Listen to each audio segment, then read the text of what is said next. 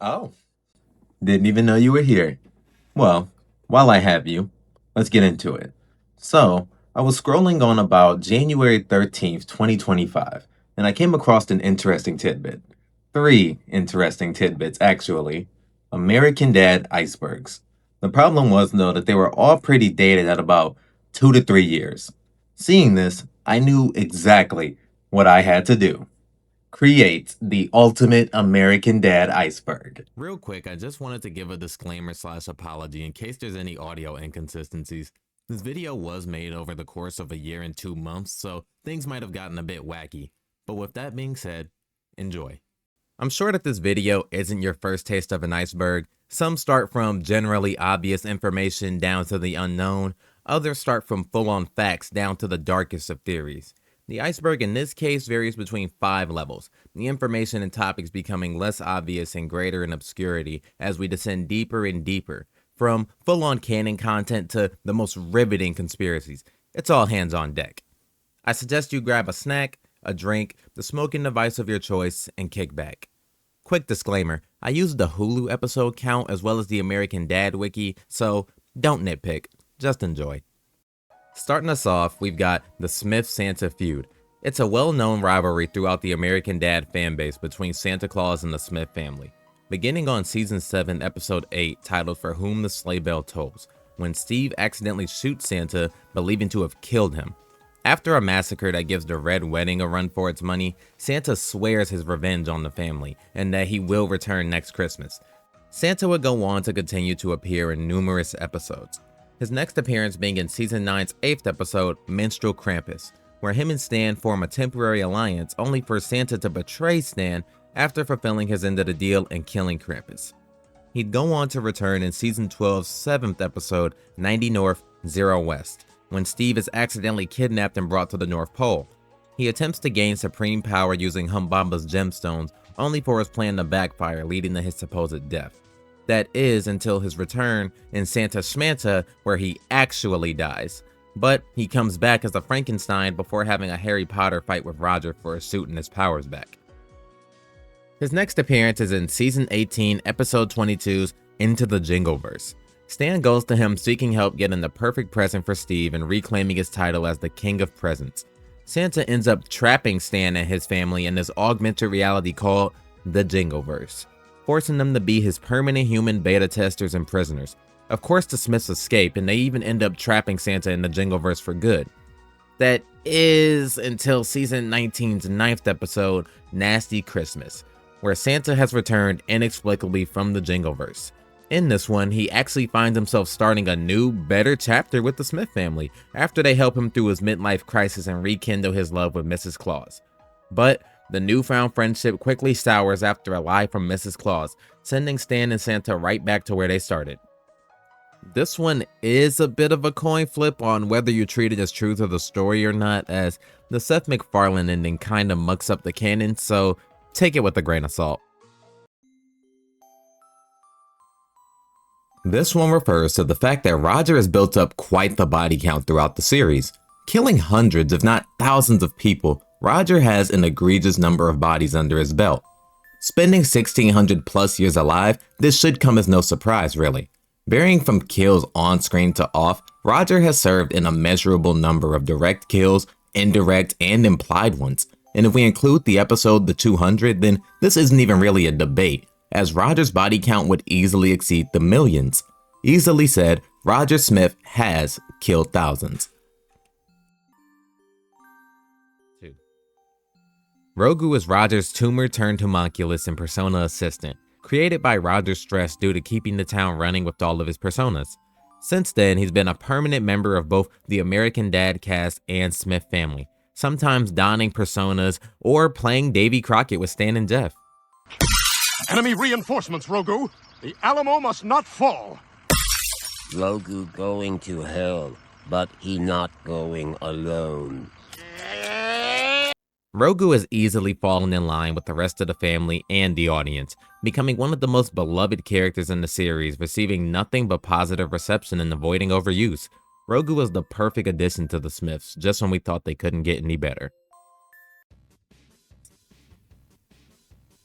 It's really no secret that Stan Smith had a rough childhood growing up, turning him into the man that we see before us. And I can't express how generous I'm being when I say rough, as it's arguably one of the saddest childhoods in fiction easily, rivaling the likes of Gara and Dr. Doofenshmirtz. Stan Smith has endured countless instances of discomfort, mental and physical pain, sexual confusion, and just overall cruelty. Stan's gone through countless trials as a young man, all of which emphasizing exactly how we ended up with the loose cannon that we have now, and how lucky we are that he didn't end up worse off. At an early age, he was left by his father on multiple occasions, even being blamed for it by his mother. And his father left them.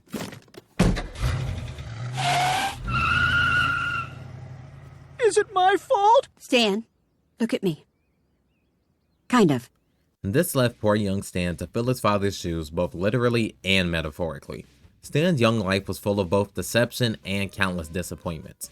Things like being left with a stranger who was paid by Jack to be his friends, but then abandoned by said friend once Jack skipped town. At one point, Stan finally was able to find a good family life in the Harlem Globetrotters after being abandoned by Jack yet again, only for Jack to return 4 weeks later to take Stan away from the only good home he knew. Stan's high school life doesn't get any easier. Stelios Kontos alone speaks for itself. And if that wasn't bad enough, Stan was covered in pigs at his high school homecoming dance by some of his classmates, a la Carrie.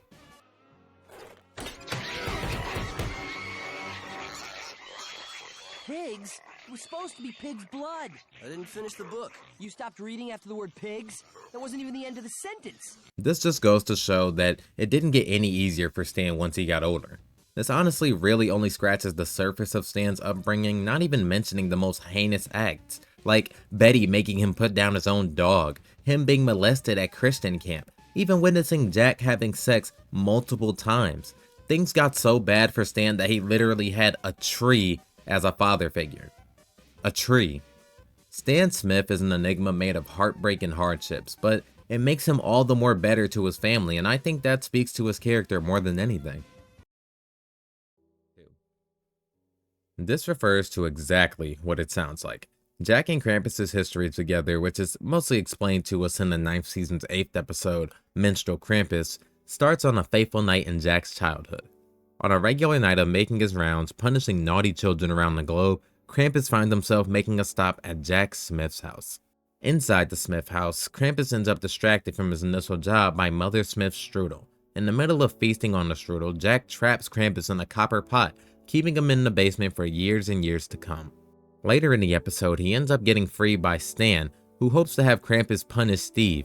Instead, Krampus ends up kidnapping Steve, leading to Stan, Roger, and Santa all teaming up to kill Krampus and retrieve Steve. Shortly after the team arrives at Krampus's castle, Krampus is killed by Santa, and we learn that Krampus wasn't the brute we were initially led to believe, and that he actually cares for the kids he punishes, loves them even. But Santa, on the other hand, he spoils them and feeds off of their consumerism. After learning this, Santa attempts to kill Stan, but Jack jumps in and takes the bullet for him at the last second.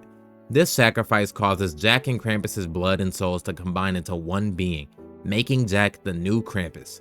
And that pretty much wraps up the episode. From there, Krampus has made a multitude of appearances in human and Krampus form, depends on the time of year. Jack later ends up dying and becoming a ghost in the episode Ghost Dad, after a robbery at the Metropolitan Museum of Sports Memorabilia.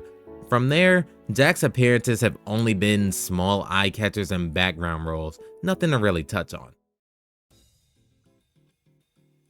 The Roger life debt is in reference to what was essentially the start of Roger and Stan's relationship. You see, it was established pretty early on in the show that Stan and Roger met when Stan was on a mission hunting Roger. As they chased him throughout the CIA, Stan ends up splitting up from the other agents and confronting Roger. Stan ends up hitting his head partway through bringing Roger in. Thinking as fast as he moves, Roger grabs Stan and jumps in a laundry chute. As the two take their leave, Stan realizes what Roger's done for them, and after confirming the Smith's TiVo purchase, the rest was history. The life debt isn't brought up again until season 6, episode 12, titled Your Debt, Your Life, when Haley reminds Stan and Roger of the life debt, telling Stan that it's beyond paid back at this point with how long Roger's been with the family. Stan, using this as leverage to avoid talking about his feelings, completely agrees, and he decides to kick Roger out. Shenanigans ensue and Roger is replaced with Andy Dick, an attempt at Stan to fill the Roger-shaped hole in his heart. Roger decides that the one surefire way to get back into the Smith home is to essentially create another life debt with Stan, meaning he'll endanger Stan's life so that he can save it. This plan takes us to the Langley Zoo, where Roger knocks Stan into the polar bear exhibit to initiate his plan. This quickly goes south when Stan's legs are eaten by a polar bear, due to Roger and Andy Dick fighting rather than saving him. Roger isn't disheartened by this turn of events, as it's just what he needed. He informs Stan that at the CIA, he has a fanny pack that consists of just what they need to save his life. The two make for the CIA and Stan's legs are restored. Stay with me, Stan! Roger, I feel better. A lot better. I feel like... Don't worry, they'll grow to full size, but it takes a few hours, so you're gonna have to do the baby leg thing for a little while. Their victory is short-lived though, as CIA agents discover the pair, even recognizing that Roger is the alien that escaped. As the two are making their escape, the guards flood the room with grenades, and fast-acting Stan grabs Roger and dives into the laundry chute, ensuring their safety. As the two leave, Roger expresses his upset, even admitting that he orchestrated all of this to re-establish the life debt and come home. Hearing this, Stan feels comfortable enough to admit that even he didn't care about the life debt, and that he just liked having Roger around, even that he misses him. Aww. The two reconcile, and that closes the book on the life debt, gone and hopefully forgotten. The Golden Turd Saga is a mini-series that follows the storyline weaved in the background of the American Dad series. It starts in Season 1's 6th episode, Homeland Insecurity. Roger, while looking to find his special powers since his super speed wasn't established yet, ends up pooping out a gold jewel-encrusted turd, that of which is found later on by Mikey and Jim. Letting his greed and corruption take him, lusting after the promise the golden turd speaks into his mind, Jim ends up killing Mikey so that he may have the turd for himself. He hides the dead body in his truck and is stopped by a police officer, but after a close call, he's off the hook. Jim makes a stop to call his wife, but as a man picks up the phone, he learns his wife is cheating on him. Downtrodden and heartbroken, the scene ends on Jim wallowing in his anguish. The saga picks back up in Season 2's 3rd episode, Failure is Not a Factory Installed Option. We pick back up with Jim, who has sunk even deeper into his agony. He drives his truck onto some tracks and decides to end it all. His body and truck are both discovered by Lieutenant Eddie Thacker and his partner. Eddie sees the gold turd, hides it, and takes it home to his wife Marilyn. The two ponder over what exactly to do with it. Eddie, facing moral turmoil, and Marilyn, pondering that it could be good for their retirement home and a house in Boca. But Eddie ultimately wants to take it back and just face the music. The two argue until Eddie states that it's the golden turd affecting them, corrupting their hearts and minds with greed. Marilyn appears to accept Eddie's decision, but as she makes his tea, she adds rat poison to his cup, thus sealing his fate. The next iteration of the saga is in Season 10's 3rd episode, Black Snark, a love story, where Marilyn is executed for the murder of her husband. Her son Vincent returns to the family home after the execution as he prepares for his election as the Attorney General. Vincent's son ends up getting hit by a car outside the home, but the cries for help are ignored as Vincent discovers something: the golden turd. He quickly takes a call to a Wyatt Borden, a wealthy chemical dumper that pledges to help him, even going as far as to make him president one day. Things continue 2 seasons later in Season 12's 1st episode, Father's Days. Vincent continues his obsession with the golden turd until his running mate Bill Sturgis confronts him over his unusual behavior. Spotting the gem, the two tussle and Vincent ends up being killed. Bill's victory quickly becomes lost as 2 Secret Service agents bust into the room and gun Bill down. The golden turd rolls under a chair, where it's discovered by a cleaning lady who wraps it up and rushes it to the Vatican, where she presents it to the Pope. The Pope presents it to a board of religious leaders who all ponder how they go about returning it to its rightful owner. The camera then pans in to reveal a stone tablet depicting Roger astride an Egyptian pyramid. The final chapter of the Golden Turd Saga takes place in Season 15's 21st episode, 300. The religious leaders' plan to return the turd to Roger is short-lived as they've all been influenced by its power and end up killing each other. The protectors of the turd discover a little girl who seems to be unfazed by the spell and leave her in charge of delivering it to Roger and shoving it up his, well, yeah, you know. This results in Roger exploding into 300 pieces, and this causes the world to become a utopia, an absolute paradise. Once Roger's mouth is delivered to the Smiths, they set off on a mission to piece them back together. They find the last piece in a Family Feud game, so the Smiths must win it in order to achieve it. Roger wins it for the fam and is all back together. The golden turd falls out and is stolen by Steve Harvey, but Stan thankfully puts a stop to him, declaring intent to destroy it. We get a jump ahead to 20 years into the future, and we see that the Smiths have been separated as they've been fighting for possession of the turd for years. Ultimately, the fighting does result in all of their respective deaths, and Roger and Klaus stumble upon the turd. Roger is able to see his past self at the very moment that he pooped out the golden turd, and so he tells his past self to hide it in Boca Raton, thus avoiding the future crisis. That is, until we see a boy trying to win the turd in an arcade game. That is, until his mother pulls him away, but not without a look of desire and greed as he walks away. And thus, the cycle continues. We haven't had any other iteration of the Golden Turd saga since, so it's pretty wise to assume that this potentially is the end of the saga. But it is the beginning of the cycle outside of our peripheral, nonetheless. This one touches on the original human body of our favorite animated fish, Klaus Heisler. It's established early in the series and is repeatedly stated that Klaus's body was kidnapped and swapped with a goldfish to prevent Germany from winning a ski event over the US. The 8th season's 19th episode, titled The Flippity Flop, touches on just this. In this episode, Klaus's original body is discovered by the CIA frozen in ice from his body having swam up a stream after getting the mind of a goldfish. Klaus is thrilled to learn that his original body has been discovered and is ecstatic to be put back in. Upon arriving to the CIA, the two learn that Klaus's body is actually inaccessible, as Stan waited around too long and the body's begun to decay. Klaus, rightfully infuriated at this discovery, takes action and he ends up stealing Stan's body to perform the most death-defying ski trick of all time, the flippity flop. Learning of the mortality rate that follows the trick's attempt, Stan enters Klaus's original body and he goes after him. As the two face off, Klaus is stopped, but Stan is left with the task of completing the jump, and you can only imagine how that goes. Stan, you can make it! Listen to my body! It knows what to do!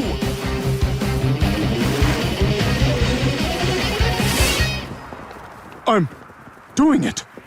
Whoa, what's going on? The flippity flop! The flippity flop! It works! Oh my God. It is like flying. Jump City! This must be what angels feel like. Hey, congrats, man. That's gotta be a world record. Francine and Haley knock Klaus out and Stan and Klaus end up back in their original bodies. Return to status quo secured.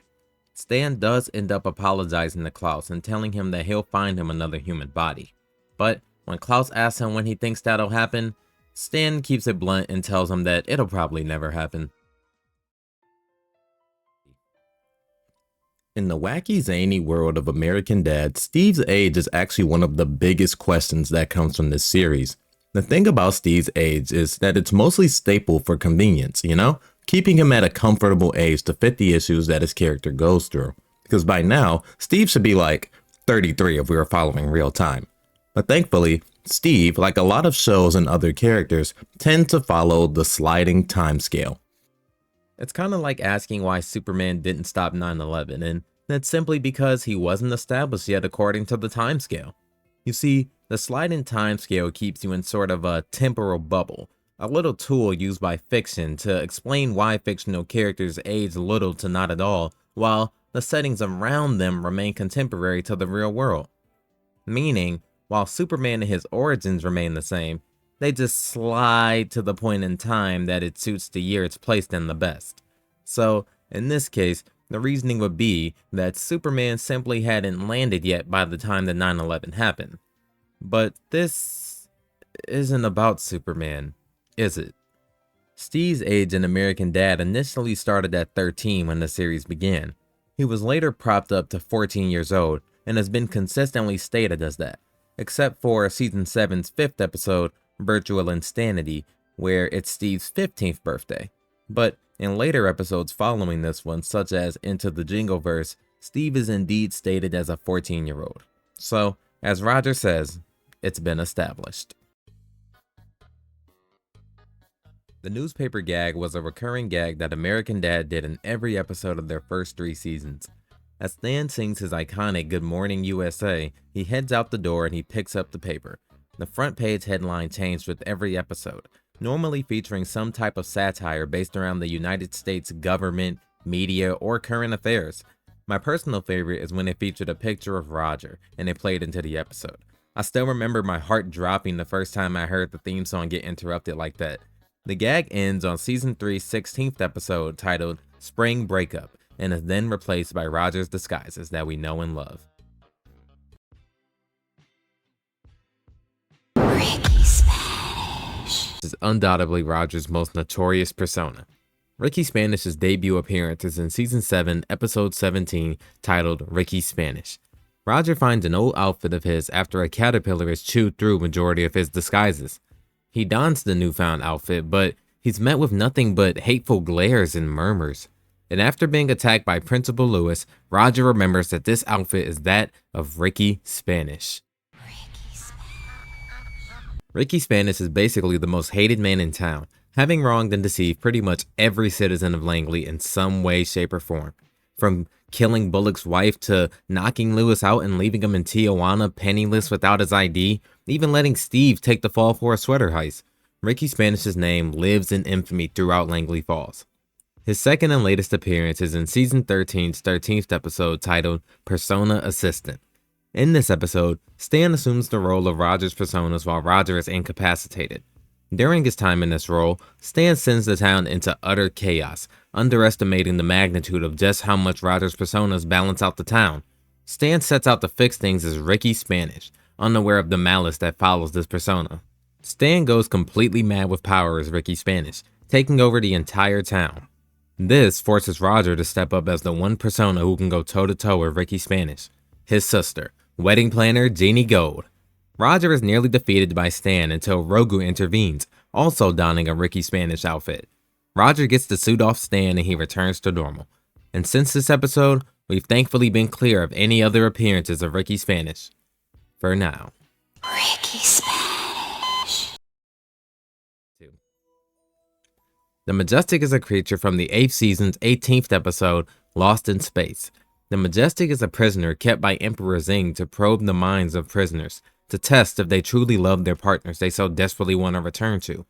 After being awoken by the summoner, the Majestic plugs into your mind and into audio/visual connectors to display your memories to all the patrons of the ship. Here is where Emperor Zing's deceit comes into play, as the Majestic is forced to only show the negative memories of those who wish to be free from the prison, to sabotage their chances of proving themselves truly in love. The Majestic later reveals that they are disgusted with their actions, even admitting that they too have a lost loved one that they miss dearly. Jeff, Sinbad, and the Majestic decide to start a revolution amongst the slaves. During the escape, the Majestic displays Emperor Zing's memories of his failed love life that was ruined by none other than Roger. Since this episode, we of course haven't gotten any appearances from the Majestic, but we can only hope that he was able to find love in a hopeless place, like Rihanna. The Smith mineral rights refer to a piece of paperwork introduced in season 11's 18th episode. Stan made the mineral rights oh so long ago using the backside of a poem from a treasure game that Jack had given to Stan as a kid, essentially just reusing his father's old material to ward off Steve. Thankfully, Steve's curse turned into a blessing as the paper states that the owner of the mineral rights has the rights to all the rocks on the property, and that includes salt rocks. See, in this episode, the issue at hand is that the Morton Salt Company wants to dig up the salt mine discovered in the Smith's backyard, and they're willing to pay the family. But they're all on board except the very person whose permission they legally require, Steve's. The episode consists of different attempts from the company and the family to get Steve to sign over the rights. Ultimately, Steve does agree to destroy the contract, seeing that his entire family is on the same side against him. Shortly after, though, It's revealed that earlier in the episode, Roger tricked Steve into signing over the mineral rights, meaning Steve's permission is no longer required. Roger gets the crew to dig up the salt and makes a whopping $40, revealing that this has all been a long con he's wanted to pull on Morton Salt for 3 years. The family has another backyard barbecue and the rights are no more. The 200 is both an episode of American Dad as well as a group featured within the same episode. The 200 is the 200th episode of the series and the 10th episode of the 11th season. This episode features a post-apocalyptic world caused by Roger, who dropped his Ray-Bans in a particle accelerator. The episode follows Stan, who's on a journey searching for his family, just hoping to see Francine and the kids again, all while remaining wary of a group named the 200. This group supposedly runs the new world, striking fear into anyone who even thinks they hear a sliver of their voices. The 200 is a group of 200 Roger personas. From Clip Clop to Sidney Huffman, every Roger persona is here, and whether they're friend or foe is anyone's question. They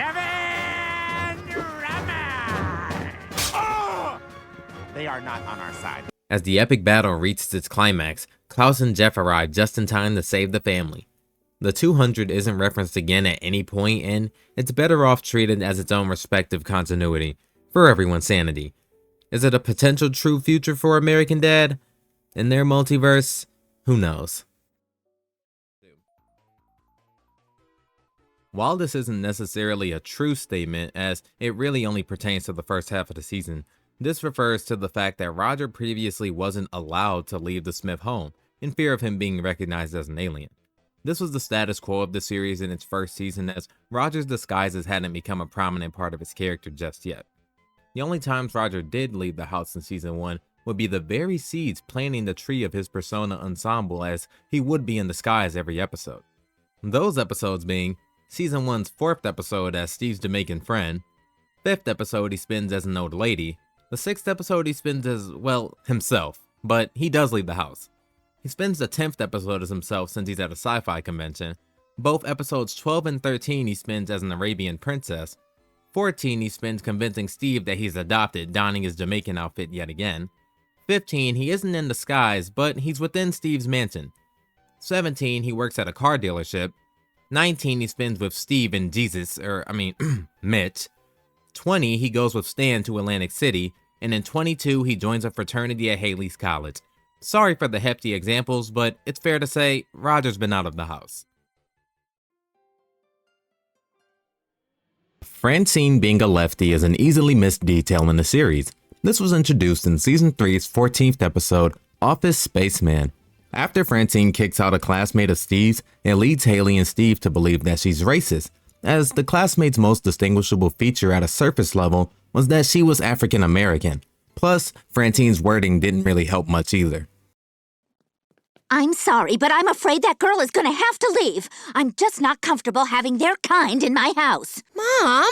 Did you just say what I thought you said? I'm sorry, but you're going to have to leave.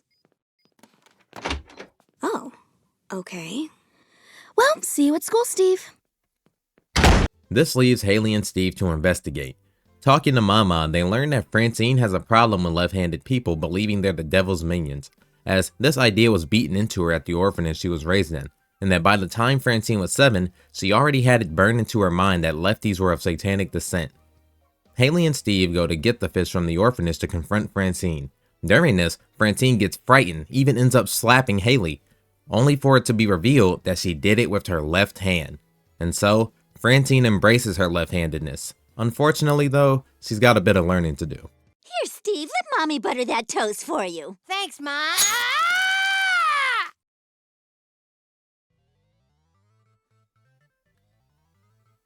Believe it or not, Stan and the family weren't the first owners of the iconic house that we know and love. The original owner of the Smith household was none other than Oliver North, better known as Ollie North. Oliver North is a retired U.S. Marine Corps officer better known for his role in the Iran-Contra scandal. If you're not familiar, it's basically a scandal involving the U.S. government selling weapons to Iran in exchange for hostages and funds for the Nicaraguan Contras. All of this took place under Ronald Reagan's government. None of it's really relevant to American Dad, it's just good to have context. We learn about Oliver North in the 3rd season's 15th episode, Stanny Slickers 2, The Legend of Ollie North's Gold. Stan reveals to the family that North left gold from the affair somewhere beneath the Smith home, and that's how Stan ended up buying the property so that he could excavate it. Stan does end up being right about the gold, but it's ultimately lost, or retrieved by a fireman. We actually don't know. You know, they say I teach these kids, but sometimes I think they are the ones who teach me. What? You're not a teacher. You're a fireman. And proud of it. Well, I don't know about you, but I'm gonna wait till these white folks go to bed, then dig up that gold. This pertains to the fact that American Dad was initially made as a replacement for Family Guy when it was canceled. Seth MacFarlane, creator of both Family Guy and American Dad, stated that he and Matt Weitzman came up with the series after the United States election of the year 2000. Like I said previously, the series was made to fill the hole Family Guy left after it was canceled. The only thing is, Family Guy got revived after American Dad's pilot had already aired. Facing this conundrum, Seth decided to focus on Family Guy, and he passed the creative control of American Dad over to Mike Barker and Matt Weitzman. After that, the rest was history. Tuttle's Life being a TV show is in reference to the B-plot of the 286th episode of the series, Season 15's 8th episode, Trophy Life, Trophy Wife. In the episode, a satellite crashes into the Smith home, injuring Stan. It's revealed that this very satellite documents and broadcasts Tuttle's life, in a very Truman Show-like type of deal, except the name of Tuttle's show is Sad Fatso.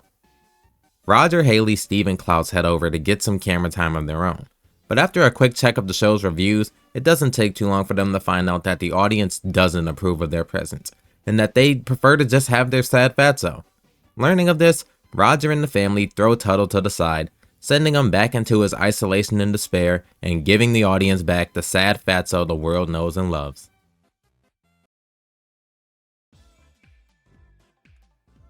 This section yaps about the current position and journey of Jeff's quote-unquote original body, as it's had quite a journey through the show, and it leaves some fans speculating if our Jeff is even alive at all.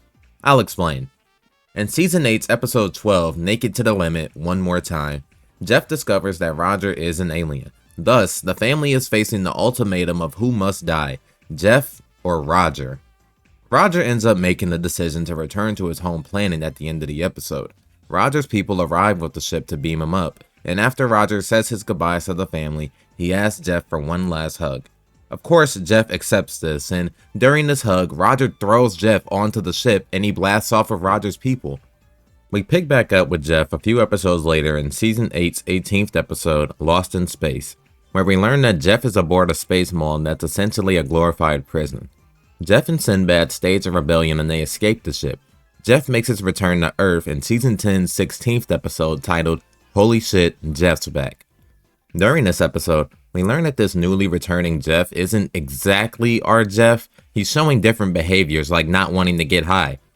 We learn this Jeff is actually an alien, with the intention of capturing Stan as he believes him to be an alpha male, as he's completely the opposite of Jeff. Roger and Haley end up boarding the alien ship in hopes of figuring out where the real Jeff is. On the ship, they discover Sinbad. They also discover Jeff's body is dissected. Back on Earth, alien Jeff reveals his plans to Stan, admitting that he is an alien, his plans for conquest, and that they killed Jeff during the dissection. He also informs Stan that Haley will be next. Stan and alien Jeff board the ship and save Haley and Roger. As Haley mourns her husband, the alien Jeff decides to give up his life to bring Jeff back, by allowing Jeff's brain to be placed into his body so that he may be alive again.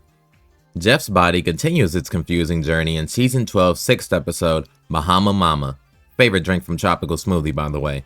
The main plot of this is that Jeff and Haley are attempting to have a baby. The two of them have a multitude of failed attempts, and by the end of the episode, Roger ends up revealing to the family why they've had no success.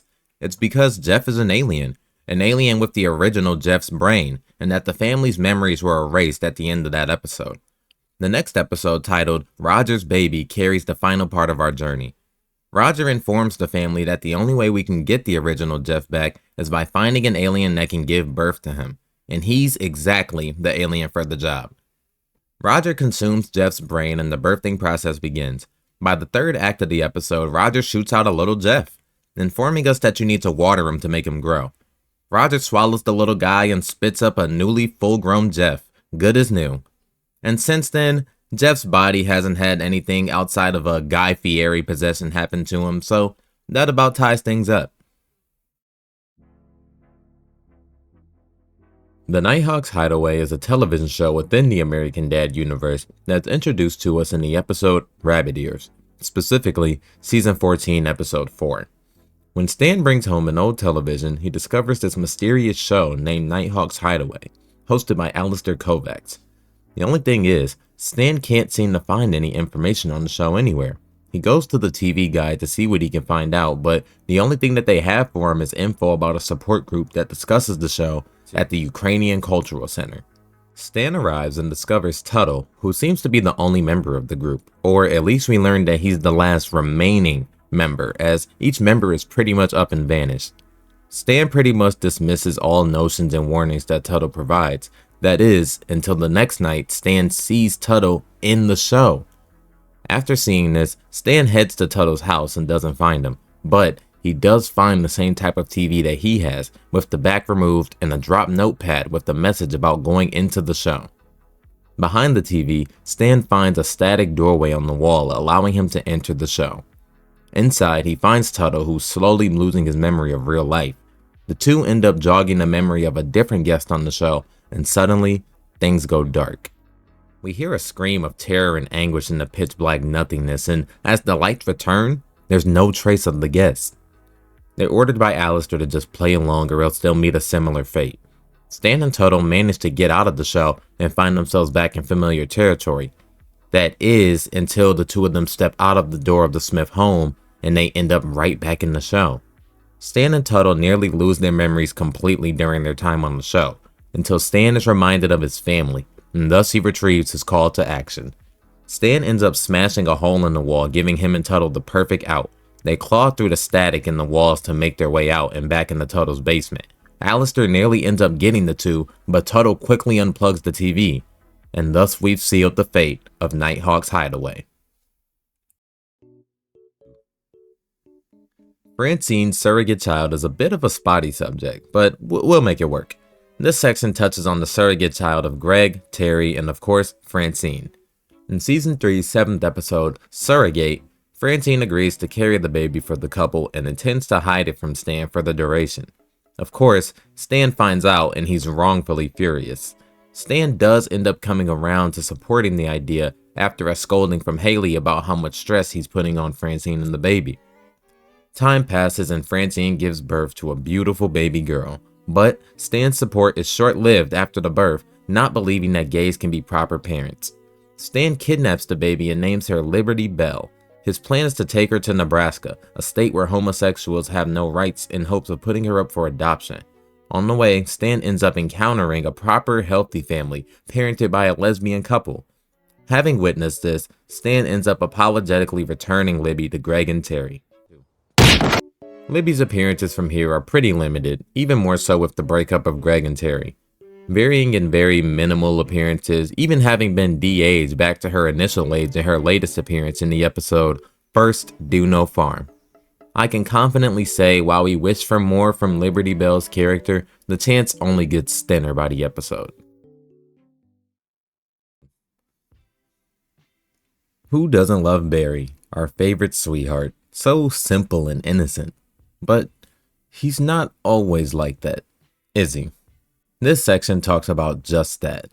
Barry is introduced to us in the pilot episode of the series, and he continues to make numerous appearances throughout it.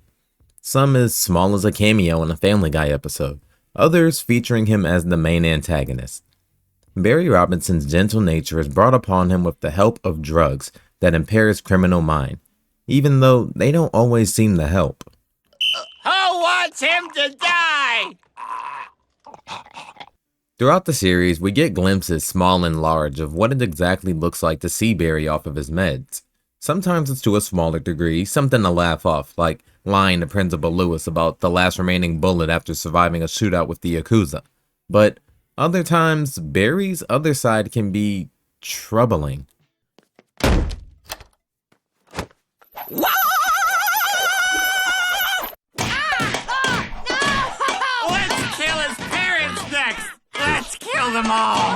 There's only 2 times in the series where we deal with Barry's sinister side on a grander scale.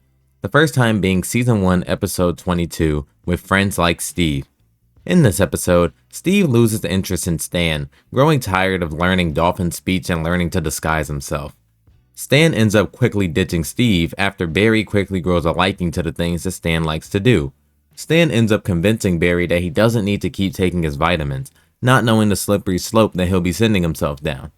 Barry goes on to frame Steve for the destruction of Stan's famously known mint plate collection, and so Steve is sent to an oil rig for unruly teens, and the Smiths are now left in Barry's hands. Barry does still know that there's one more obstacle in the way, one more person Stan puts over Barry, and that's Francine. Barry sets out to get rid of her so that he can have Stan all to himself. Meanwhile, on the oil rig, Steve learns the true purpose of Barry's vitamins, as they're the very same ones that are being given to the prisoners of the rig. Steve avoids taking his pills, and he ends up using the very CIA skills that Stan taught him to get home. Steve arrives on the scene and he challenges Barry. In order to trick Barry into taking his medicine and return things to normal, Steve puts the medicine in both cups, guaranteeing victory. The next day, we see Barry's all back to normal and the boys set out to dig up Francine. She's not dead, just buried is all. From this point, Barry's shenanigans ensued, but never anything malicious enough to call out. That is, until 13 seasons later, in Season 14's 3rd episode, named Stan and Francine and Connie and Ted. Steve and Barry convince Stan and Francine to come over and meet Barry's parents, in hopes that the 2 boys can spend more time together. Stan and Fran are completely infatuated with Ted and Connie. During this visit, Steve learns that Ted and Connie are swingers. Fearing that Ted and Connie would try to entice Stan and Francine into joining them, he takes extreme measures to make sure that it doesn't happen, even breaking his arm to interrupt the night. The next time the families join each other, Steve drops the bomb that Ted and Connie are swingers. But Stanny Boy and Frantastic already knew this. They've actually known since the first time that they met. They just quickly established their boundaries. Very nice. Later that night, Steve intends to go apologize to everyone, asking Barry where everyone is. Only, something's off, and it's that evil Barry is now back. Barry explains that the haste of the trip caused him to miss taking his vitamins, reverting him back to his evil state. Motivated by the fact that Stan and Francine refuse to let them hang out, Barry sets out to destroy their marriage. He's convinced both couples to go to the steam room, having placed a powerful aphrodisiac within the steam, so that they'll woohoo whether they mean to or not. Fear not though, Steve ends up going bananas and taking Barry out, making it in time to catch both couples having already done their thing, but only with their respective partners, so all's well ends well. Since then, Barry hasn't let his other side slip, and thankfully so. Something I would be interested in seeing in the future is seeing Ricky Spanish interact with evil Barry, but for now, a man can only dream. This one touches on the plot of Season 3's 9th episode titled Franny 911, like Nick at Night. In the episode, Stan and Roger get into a big fight, leading to Francine attempting to reunite the two. She fakes Roger's kidnapping in order to convince Roger that Stan cares about him. Stan never does end up showing up, merely delaying it a multitude of times. Francine begins to reach her breaking point after learning that Stan has known the entire time. I think... Is he saying we have caller ID? Is he saying next time you kidnap Roger, don't use your cell phone? Is that his message? Francine goes to confront Roger, telling him that he either must be nice or he's out of the house. And of course, he accepts. This ultimatum forces Roger to rethink the way that he interacts with others in the world around him. For what I believe is the next year's worth of time, Roger's been extremely kind.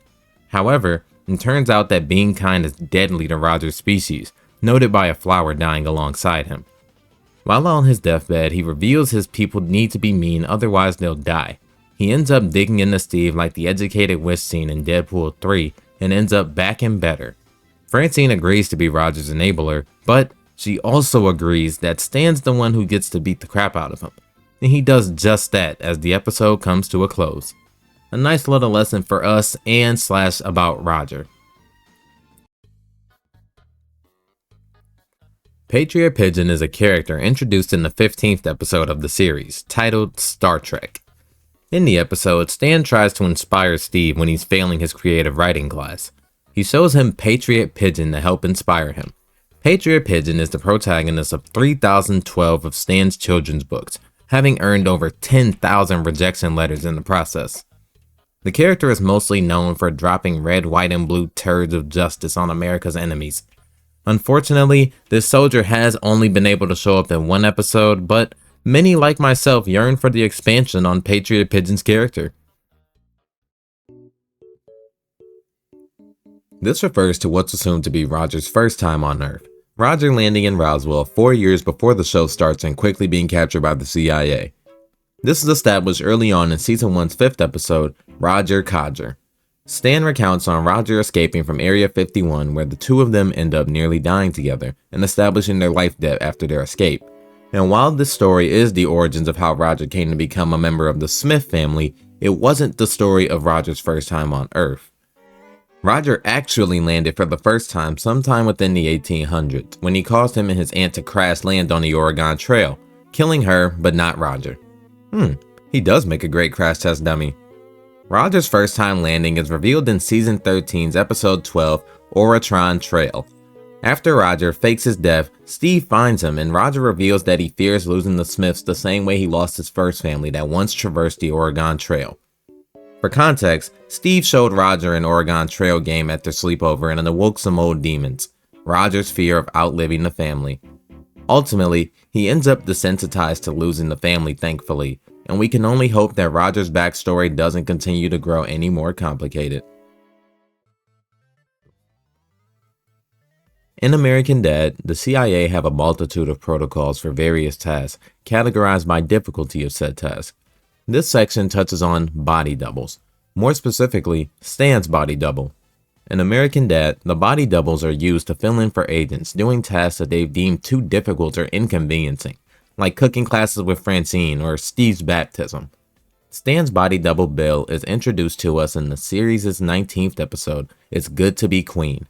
When Stan is faced with the dilemma of whether to go to the high school reunion prom with Betty Sue, the prom queen, or saving his marriage with Francine, Stan calls in Bill to take Francine out to dinner to keep her away from the dance, while he attends with Betty Sue. But that quickly becomes complicated once Francine decides that she wants to go to the dance, seeing that Stan decided to give up his dream rather than lose his wife. When Francine learns what Stan has done, she's confronted with both Stan and Bill standing before her. She ends up shooting Bill after a heartfelt apology from Stan. Bill ends up being boarded onto a helicopter and is told his leg can't be saved. But thankfully, that's not the end of Bill. His next and final appearance will be 3 seasons later in Season 4's 6th episode, Pulling Double Booty. After Haley is dumped by Jeff, she goes on a rampage, and we learn from Stan that although she's had no problem breaking up with others, she always seems to snap after she's the one getting left. Taking precaution to avoid another disaster, Stan airlifts a series of Haley's dates, deeming them all unfit and inappropriate for her. Haley ends up meeting Bill, mistaking him for Stan when she went to confront him about interfering with her love life. She ends up apologizing to Bill and the two hit it off. After gaining Stan's approval, the two go on a double date, where Stan shows off Francine to Bill. A grave mistake. We fast forward to further into their time together and things quickly go south. Bill tries to impersonate Stan to get with Francine. Stan, finding out, becomes enraged and he ends up throwing Bill out a window, telling him that he cannot see Haley again. In order to stop Haley from going on a rampage when Bill dumps her, Stan pretends to be Bill to take Haley out on a date. Of course, Haley does end up finding out and ends up lighting a forest on fire, but ultimately, we find our return to status quo. Bill hasn't made any further appearances since then, nor has he ever been mentioned, and rightfully so. You read that right, Stan Smith is bald. This isn't a huge revelation or turning point for the series, but it's something that can be easily overlooked as it's so rarely brought up. Stan's baldness is established in the 8th episode of the 4th season, Chimdale. Steve ends up getting scoliosis and he must wear a back brace for the next 6 weeks. Stan advises Steve that it's what's on the inside that counts and to not let his classmates' words get to him, but Steve is still ridiculed nonetheless. Steve arrives home early and discovers that Stan is bald, catching him in the act blow-drying his toupee. Stan explains to Steve that it began early on when he was a teenager. He had horrible acne and was ridiculed for it. He tried everything that he could to get rid of it, even satanic rituals. So during his college days, he decided to sign up for an experimental acne treatment from his guitar lessons, which cured him. The treatment, not the guitar lessons. Unfortunately, on the second day, the side effect was the loss of his hair. Stan's been afraid of the family finding out, especially Francine, fearing that she won't love him anymore. Steve calls him a hypocrite, and so the next day, Stan goes to work bald, but he's devastatingly ridiculed. Steve ends up telling him to pick his chin up and to embrace his baldness. Steve visits Stan at work the next day, and he sees him with his wig on in the wind tunnel. He truly was a hypocrite. Later that day, when Steve confronts Stan, Stan goes on to inform Steve that he never even went to work bald in the first place, even lying about the insults that he received. Steve decides to take Stan's hair and tell Francine the truth. Of course, Stan chases after him, donning one of Roger's wigs that makes him look like Owen Wilson. Once Steve makes it to Chimdale, he's tackled by Stan at the last minute, spoiling his plan. Steve congratulates him sourly, telling him that he may have his hair, but he's lost his son. Realizing that Steve means more to him than a petty wig, he tells Francine the truth, only to learn that she's known the entire time, as well as the rest of the family. Stan's baldness doesn't really take the spotlight, nor is it ever really highlighted as a part of his character from this point forward, but it's a nice fun fact to know. This refers to the fact that Roger's personas are essentially the foundation of Langley Falls' entire social infrastructure. And while you may believe that something so silly is an exaggeration or speculation, it's actually emphasized as more than true. In Season 13's 13th episode, Persona Assistant, in this episode, Stan finds himself irritated after Roger's personas, as well as an odd bump on his head, cause him to miss a multitude of his duties. Varying from his theme song appearance to a happy hour evening, Stan complains that Roger's personas are simply a way of goofing off for him and not of any true urgency. When Roger collapses, he's told to rest up, and Roger requests that Stan takes his persona seriously while he fills in for him. Of course, Stan being Stan, he regards them all as pointless and blows off the job halfway through the day. This ends up setting off a butterfly effect that leaves the city in chaos as Stan wakes up to see the next day.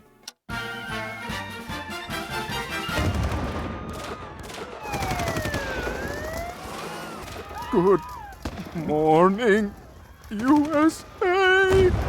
Stan sets out to fix things after getting advice from Klaus.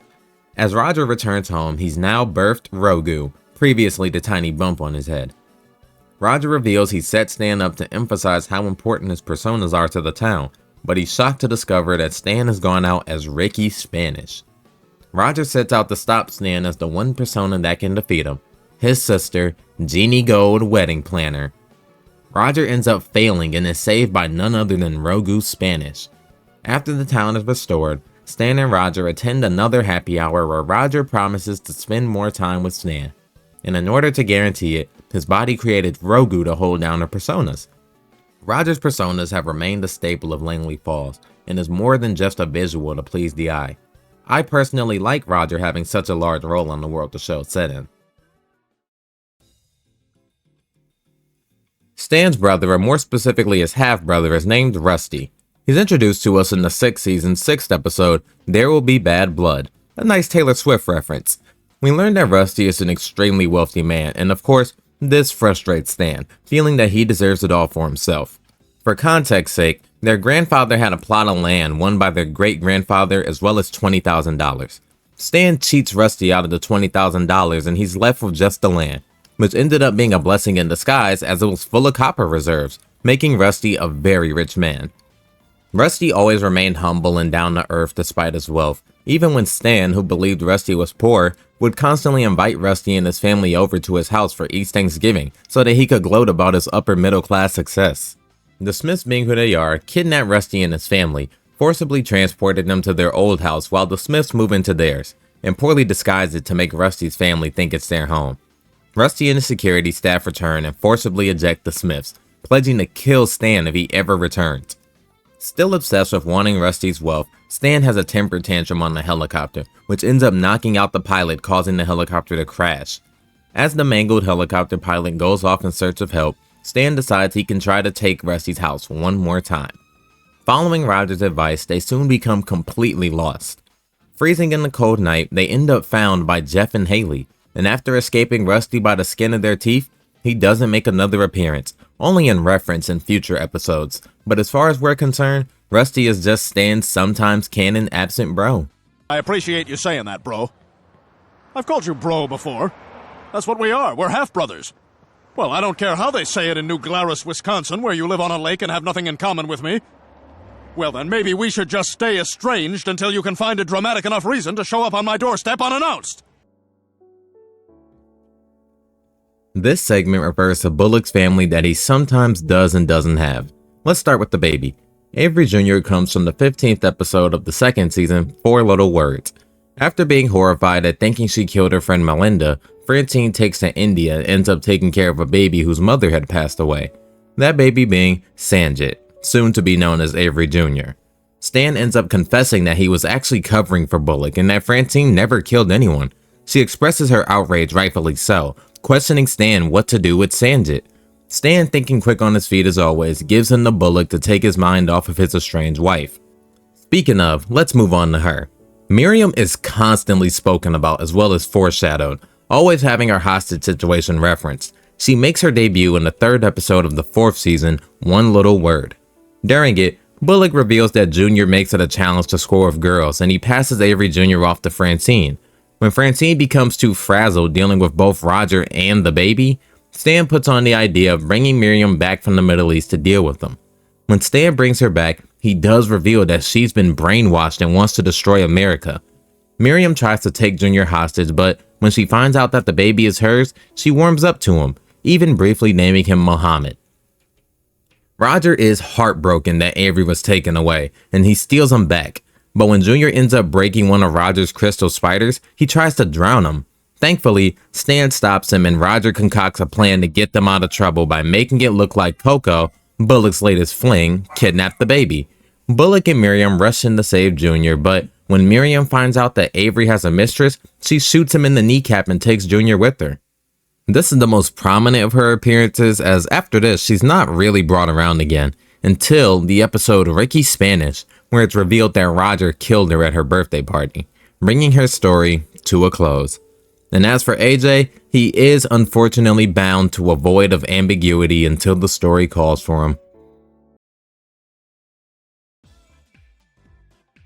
The Illuminati is exactly what it sounds like, a secret society pertaining to the protection of the secrets of peanut butter. The introduction and conclusion of this group is in the 13th episode of the 2nd season, Black Mystery Month. Steve decides to do his Black History Month project on George Washington Carver. While researching, he discovers a mysterious symbol on the peanut butter jars at the store. He goes to Principal Lewis for an extension, but he's ultimately declined. As Steve leaves though, we see the same symbol on Principal Lewis's wrist, right before he makes a call to a shadow leader informing them of Steve's investigation. Steve calls the curator of the Peanut Museum and he tells him that what he's stumbling on is bigger than he thinks. The two decide to meet up with each other so that Steve may be filled in, but he warns Steve that they might be watching him. The next day, Steve learns that the curator was murdered, leaving a dying message in his blood for Steve. His selective dyslexia allows him to discover the true message, instructions to find the monocle. Steve finds it and it does have the symbol on it. As Steve takes his leave, he's stopped by a man informing him that he won a new AC. But at the last second, Steve sees the same symbol on the man's neck. Luckily, Steve is saved by a drunk driver. He takes his run, but he's chased down by other assassins, and suddenly he's carried away by a masked assailant, who turns out to be none other than Stan. Stan informs Steve that he stumbled upon one of the most damning secrets in American history, and that these men want him to pay with his life. He advises Steve to give up, but Steve ends up showing him the monocle, and Stan agrees to help. The two take on their journey, and Stan explains that the true inventor of PB was Mary Todd Lincoln, but Lincoln decided to use peanut butter as a non-lethal method of bringing the South and the North together by crediting its invention to a black man. But John Wilkes Booth caught wind of the plan and shot him prior to putting the plan in action. 31 years later, the plan was revived by Grover Cleveland. Cleveland heard of a young black botanist, Carver, who had invented over 300 uses for peanuts.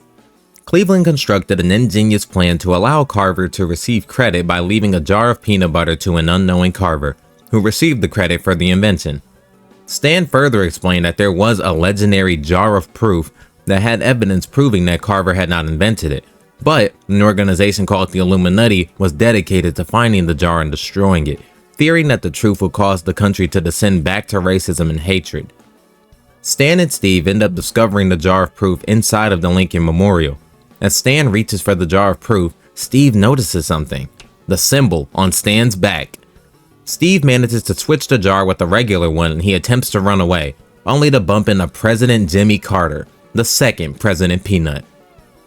Carter and Stan both explain to Steve that the American people can never know the truth about peanut butter, because it'll lead to the end of racial harmony. Steve denies this, convincing Stan that America is grown up, who winks and gives the backpack with the jar to Carter. Shortly afterwards, Carter is hit by falling debris and falls into the lava pit along with the backpack. Stan and Steve then escape the collapsing temple and realize that Stan had failed to switch the jars. They decide to take their discovery to the internet, where it'll be accepted as fact. Yes, it's true. Snot's father was a man named Lonnie Leinstein, and he indeed was a derby racer. This gets introduced to us in the 14th season's 15th episode, Demolition Daddy. Snot has to rely on Tuttle to teach him how to drive, but Tuttle ends up having a heart attack, leaving Snot to learn from Roger after meeting him at the hospital. Roger's disguised as Dick Keebler, who tells of being Lonnie's old spotter when they drove in the demolition derbies. When Lonnie was injured in the race, his car, the Red Rammer, disappeared. Roger agrees to help Snot learn to drive, but he ends up spending more time fooling around with track tramps. Later on, Snot discovers that his mom had the Rammer disassembled. He gets Barry and Toshi to reassemble it, but upon seeing the finished product, Roger ends up stealing it and calling upon other derby drivers to help him secure it. As Snot and his mom take chase, they get help from Steve and Haley. With his mom rooting for him, Snot pulls his father's signature move, but only to buy his mom some flowers. Having given up on the chase, confessing that since his dad left the family, he doesn't really need anything of his and that he only needs his mom. This was really nice lore for Snot, and the fact that they gave us an episode centered around him is something that I can really appreciate from a writing standpoint.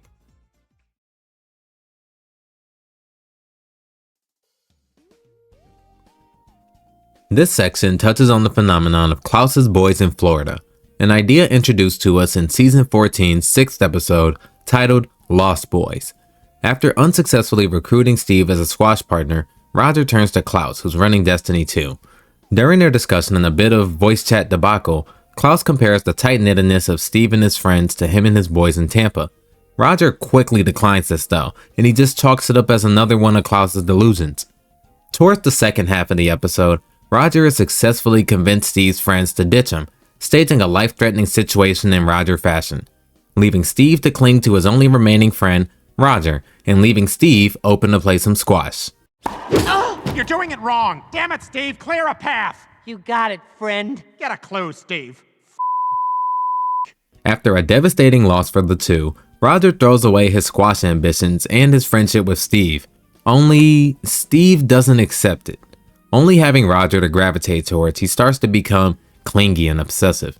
Roger overlooks this though, and just takes to the pier to work on his Robot Man routine, assuring Klaus that everything will return to status quo by the time he returns. As Klaus warns Roger about Steve's newfound behavior, he reminisces on the fantastical number of piers that Tampa has to offer, even mentioning his friend Vance, who makes a substantial profit selling butterfly knives to tourists. Roger, of course, denies this anecdote and the idea that Klaus even has friends in Tampa. Roger's run to the pier is cut short by Steve, who's clinging on to every antic Roger does, not letting his friend out of his sight. Roger turns to Klaus for help. Here, Klaus recollects his boy Courtney from Tampa, having a girl from Florida State that was clingy much like Steve is in this scenario. Roger, of course, ignores and declines the legitimacy of the story, but Klaus suggests that Roger reunite Steve with his friends. But before Roger can do that, he must learn about friendship, and thus they must go to Tampa. Roger again denies the idea of Klaus having friends in Tampa, but agrees to go on the trip as any distance from Steve is good distance. The two arrive in Florida and they quickly arrive at a house, the house of none other than Klaus's boys. During this, Roger is in pure euphoria, experiencing all the memories of Klaus's stories coming to life. But before we get any more time with the boys, Roger steals a snake and takes his leave to go restore Steve and his friend's relationship. Nonetheless, Klaus's boys are very much real. And as funny as it was watching Roger brush off and deny their existence all episode, unfortunately, their appearance was short-lived. They do appear later again in the series in season 17's 20th episode, titled Gernot and Strudel, where they attend Klaus's birthday party. Since then, though, we haven't been left with much, but we can only hope for an episode centered around Klaus and his boys, or at least a B-plot. While this may sound like an insult or one of the names of Roger's personas, it's actually Haley's real name. This information is revealed to us in an episode that we've already yapped on not too long ago actually. In season 3's 15th episode, Stanny Slickers 2, The Legend of Ollie's Gold, it's revealed to us that Haley's middle name is Dream Smasher. This comes from the fact that Stan had to give up his fixation of finding Ollie North's gold, the very thing he deemed would give his life meaning / something to be remembered for.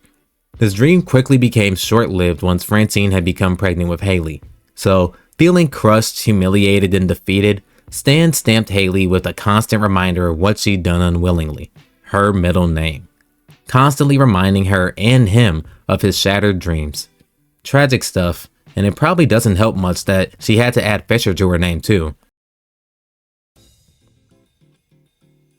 Debuting in the Family Guy Freakin' Sweet Collection DVD, The American Dad pilot is a 6-minute episode of the series used to present an overall idea of the show. Pilots are used to pitch to the executives and teams that greenlight different shows on different networks. Some pilot episodes remain one-to-one with how the show turns out after being greenlit, while others, like this one, can share little to no significant differences. I'll place the link to the pilot in the description of this video so that you dadders can go check it out for yourselves and pick up on some of the history. Right off the bat, we see our first difference from the initial first episode of the series, the theme song. And while it does scream Seth MacFarlane, it quite literally being a Frank Sinatra rendition of You're a Lucky Fella, Mr. Smith, I definitely could not see this being the opening in the long run of things. What we ended up with blows this out of the water by light years. Another apparent difference that comes about right before the ball can even roll is the design of the Smith household. It just goes to show how even the smallest details can provide the biggest of changes. Differing in window counts and design, flagpole placement, even missing the iconic Smith mailbox. A complete stylistic divide between the two homes, honestly. The episode officially starts up and we see the biggest, most polarizing change in all of the American Dad fandom. Steve's original design and voice actor. Knowing what we get just makes me all the more grateful that they did not end up picking this, because Jesus H. Christ, the voice, the look, he's just so out of place. Things continue to roll true to the first episode. So far, not too many changes, even keeping the Pecan Sandy's joke in. Speaking of jokes though, there is a joke from Klaus that's included here that doesn't make it into the first episode of the series. Steve, mein Freund, if you want to win over this woman, do not wear deodorant. Your stench is your personal signature. Mark her with it. Another addition that I've noticed, on top of Stan already knowing George Bush versus meeting him in the second season's 10th episode, Bush Comes to Dinner, is that during the transition of scenes, they used the theme song rather than the triumphant orchestra used in the actual series. Again, stepping away from that pilot theme song was definitely a smart move. I really like how a lot of the things that just wouldn't work in the long run were explicitly changed once the actual serialization began. The episode ends with Stan bringing home an old dog, soon to be named Thor, and as we get the family's reactions, the theme song and the title come in, ending the pilot. I'm really glad that I ended up learning of this. It was cool to see what the American Dad team can do with such a little budget. And I only say little because, of course, it doesn't match the quality or funding that they've got now. That being apparent from little hiccups and just the slower pacing of the jokes and dialogue altogether. The beauty of this just goes to show how well the Smiths worked right off the bat, as they barely changed a thing from the first episode on air. The pilot is, of course, treated as a grim reminder of what could have been, from design to voices, especially Steve, as I can't imagine that we'd have as many hit tracks as we do now if we went with this voice actor. So, thank God for Scott Grimes. That's right, Francine's real parents. This pertains to the fact that Francine is adopted and the time that we discovered the truth about her original parents. It all begins in season 4's 4th episode, Big Trouble in Little Langley. It's like the movie Big Trouble in Little China because, well, they're Chinese. In this episode, Francine's adoptive parents, Mama and Baba, both visit. Baba. My apologies. Mama and Baba visit the Smiths to Stan's disappointment, frustrating him rather quickly as they refuse to follow his ways. From hanging ducks in his windows to farting in his bathing suit, Stan has had it. After unsuccessfully giving them the boot, they decide to extend their stay, to Stan's frustration of course. Stan takes action believing the only way to nip this in the bud is to find Francine's biological parents. Very rational thinking. Stan finds Francine's birth parents and they're to die for. A rich white couple named Nick and Cassandra Dawson. Stan's absolute dream in-laws. But Stan meets one fork in the road. Francine refuses to meet them. Meeting this stalemate, Stan goes through Mama and Baba's things, discovering his ace in the hole.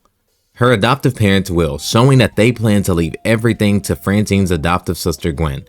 Francine, dumbfounded and absolutely devastated by this news, kicks Mama and Baba out and she agrees to meet her real parents. As the gathering of the family nears, we start to meet a few hiccups. Nick, Cassie, and Stan relish on the past and he learns about the true nature of his in-laws, finding out that they ended up giving Francine away with basically no care at all so that they could fly first class on a plane. Rightfully so, this ends up making Stan uncomfortable, but he brushes it off. However, Klaus isn't so easy to sweep this under the rug, and he warns Stan to get rid of these guys as it'll only set Francine up to be hurt by them. Shortly after, the house is set ablaze by a combination of duck grease and fireworks. This is exactly where Stan realizes who Nick and Cassie are. When Stan is trapped under a wooden beam, they don't help him due to insurance and end up fending for themselves and just leaving. Just as things look bleak though, Stan is pulled out of the house by none other than Baba. Baba ends up even apologizing to Stan for not following the house rules that he mandated, even explaining the will situation to Stan and how it's Chinese custom to leave the most to the child that needs the most help. He wishes that Gwen were more like Francine, as Gwen is pretty much deemed a failure, a rude, promiscuous person that even failed math. Baba states that he and Mama are proud of Francine and the woman that she's become, and that she married a good man, so she doesn't really need their money. This convinces Stan to accept her adoptive parents and to reunite them with Francine. Despite the attempts Nick and Cassie make to bribe Stan with the pony and cash, he stays true to his character for the better. Everything okay, Stan? I would have named her Buttercup. While this isn't the final time that we see Francine's parents, that being season 12's 17th episode, Family Plan, also being Nick's second and final appearance so far, it's really the only time that we see them that I deem significant, as it adds an extra layer to Francine's character and the relationship that Stan shares with his in-laws. Mind Quad is one of our more fun topics. Mind Quad is a fictitious adventure/drama TV series set within the world of American Dad. Starring John Q. Mind, an ex-army officer who was bestowed powers after his limbs were blown into his mind in a tragic explosion. It's like a parody of one of those shows from like the 70s. I guess you could call it That 70s Show.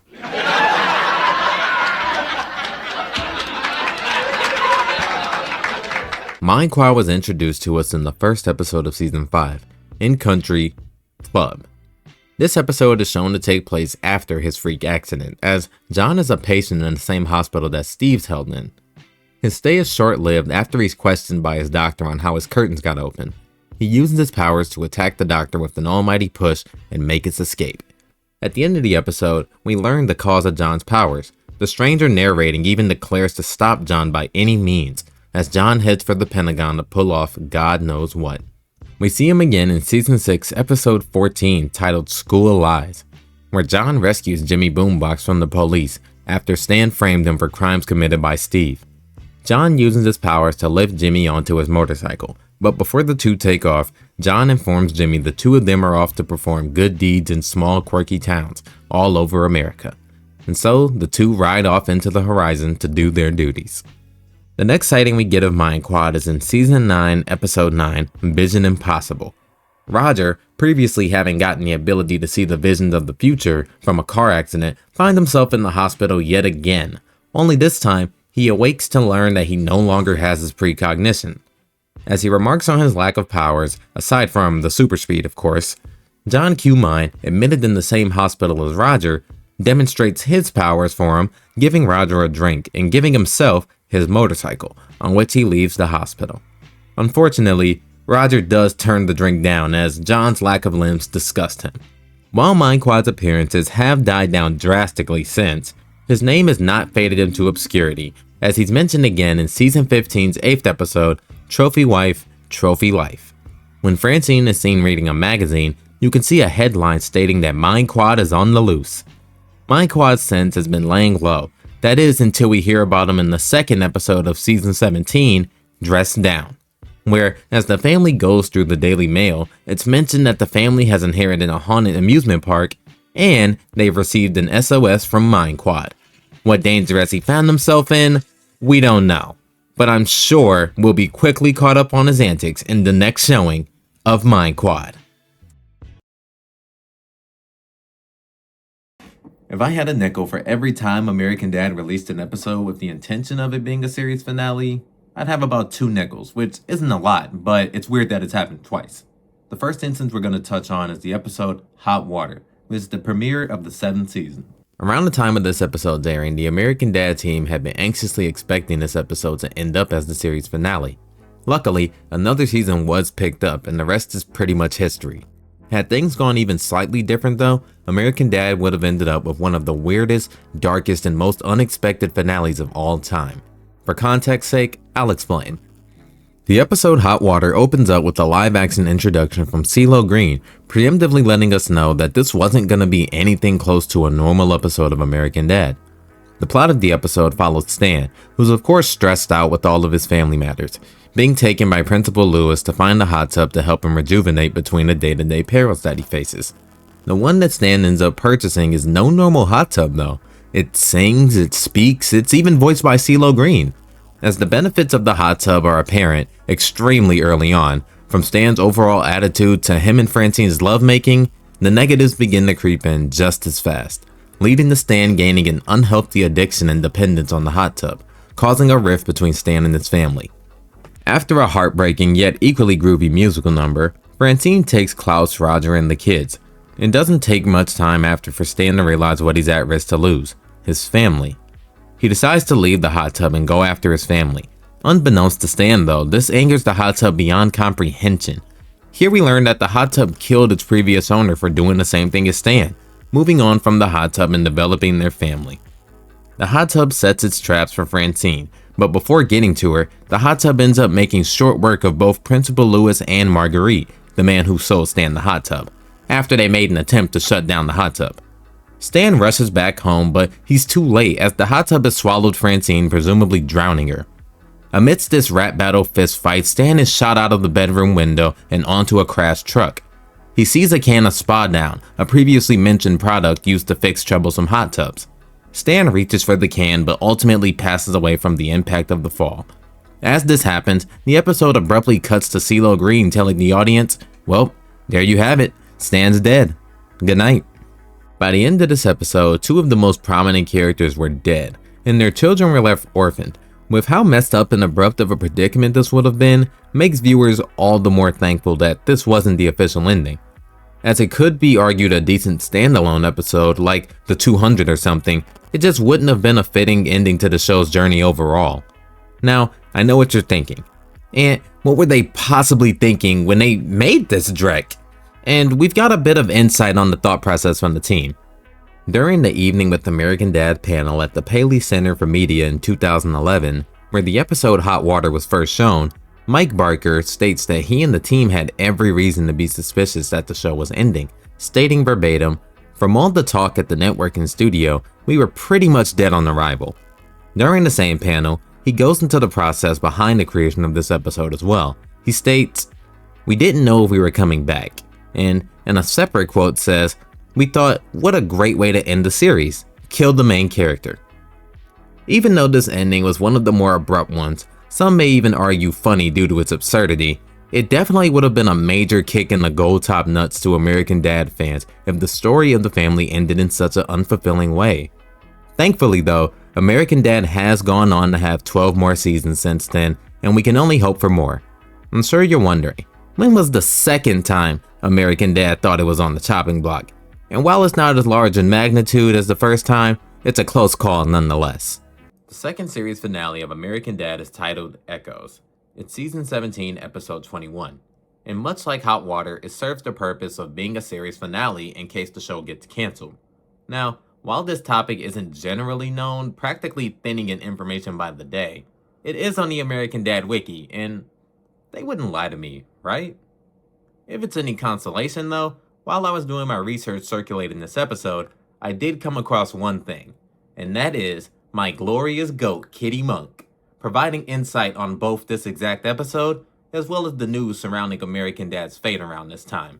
To quote, Kitty states that the infamously known Warner Brothers Discovery and Scott Rudin wanted to cancel American Dad outright by getting out of their contract with TBS for 2 extra seasons, but TBS thankfully had refused.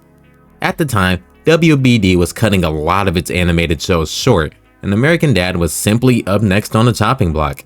Thankfully, since then we've gotten those 2 extra seasons of American Dad. Now, with season 19 wrapping up, we can only hope for positive news for American Dad's fate in the coming future. The B-12 Killer. The B-12 Killer is a character introduced to us in season 16's second episode, Russian Doll. In this episode, Steven notices Stan listening to B-12 in the car before picking him up. Stan informs Steve that it's been playing on the radio constantly, because apparently there's been a murderer taking out each member of the band, one by one. Learning this, Steve makes the connection as he's been receiving an odd number of calls with nothing but heavy breathing coming from the other side, just assuming it was Barry. Later on in the episode, after leaving the Smith house, we see Piper and Agent Styles driving, and we once again hear B-12's hit song. As it closes out, the radio DJ informs us that by this point, B-12 only has 7 surviving members.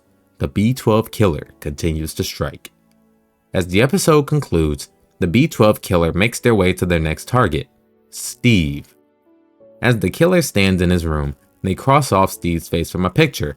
In the picture, we see the 4 uncrossed faces aside from Steve's, those being Snot, Barry, Toshi, and Abraham H.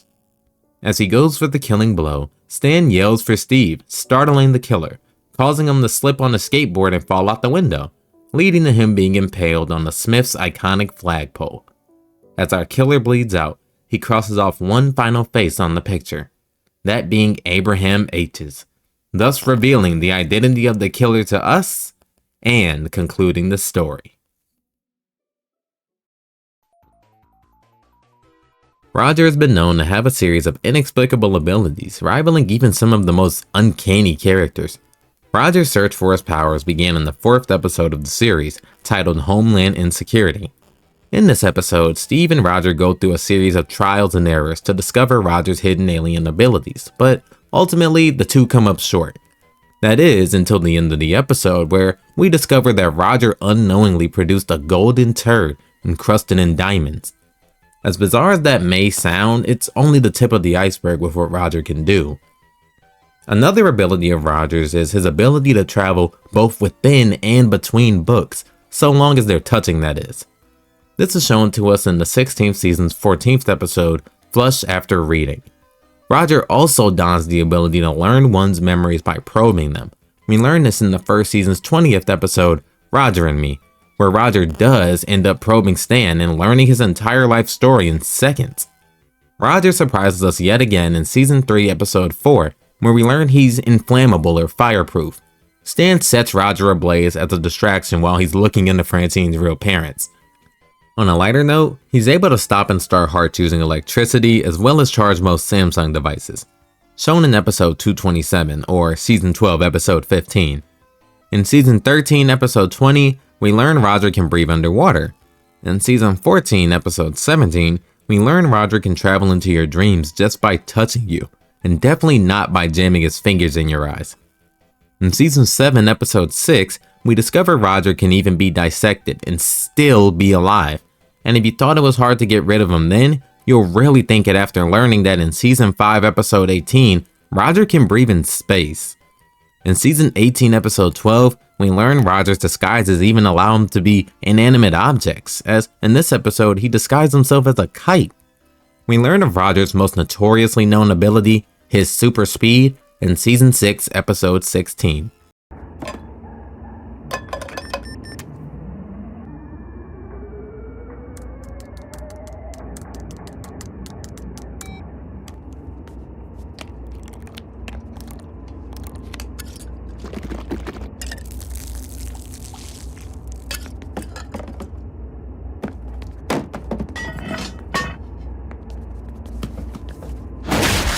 And of course, we have to include Roger's personas themselves and their non-transparency. Roger has at least one persona that each member of the family can't even see through, even having donned a persona that went on multiple dates with Steve completely unbeknownst to him. Roger's arsenal of abilities continues to grow literally with each and every episode. Like, he literally just spit Rogu out one day and now he's in the cast. As we hope for more seasons of the show, I, much like many others I assume, are hoping for even more of an expansion on Roger's powers. All in the Family is an old sitcom from the 70s, available on Pluto TV by the way, that essentially created the blueprint for American Dad and its structure, mostly old American Dad, not so much what we have now, or at least to a lesser degree. The series followed Archie Bunker, a loudmouth bigot who believes every stereotype in the book. Sound familiar? Like our Stan the Man? Archie's wife Edith isn't the sharpest knife in the drawer, but she's an absolute sweetheart, much like our girl Homegirl, of course. The show centers around Archie basically not being able to avoid the people he hates in his neighborhood, much like Stan in the earlier seasons. Remember the Mamaris? Whatever happened to them? And Linda Mamari passed away. Anyways, one of those Archie wishes to avoid most is someone he loathes more than anyone, his son-in-law. Sounds like a pair we know? Yeah, I thought so. It's quite apparent the character archetypes were taken from this show and just exaggerated to work in the animation landscape. And I personally am glad that they've steered from just being one-to-one with the Bunker family, and that they've been able to find their own footing and create a name for themselves, maintaining the core pieces of what made them great in the start and pivoting to their own direction, becoming extremely versatile and experimental in comparison to even the longest running television families.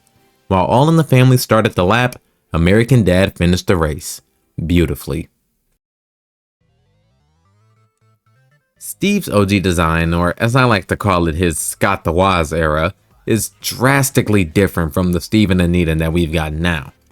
Steve's original design was featured in the American Dad pilot, as we discussed previously, so you've already got an idea on my general feelings about this design. Looking at these two side by side, there are numerous differences between the two.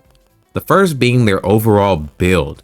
While Steve and Anita has actual decent body proportions and size, he actually blends in with the rest of his family, a lot better in comparison to OG Steve's lanky, puny design. I don't know, he's so small it really makes him stand out from everybody else because they're not even drawn in that manner. Another being the Shazam shirt, a crucial part of Steve. At least in the pilot it is.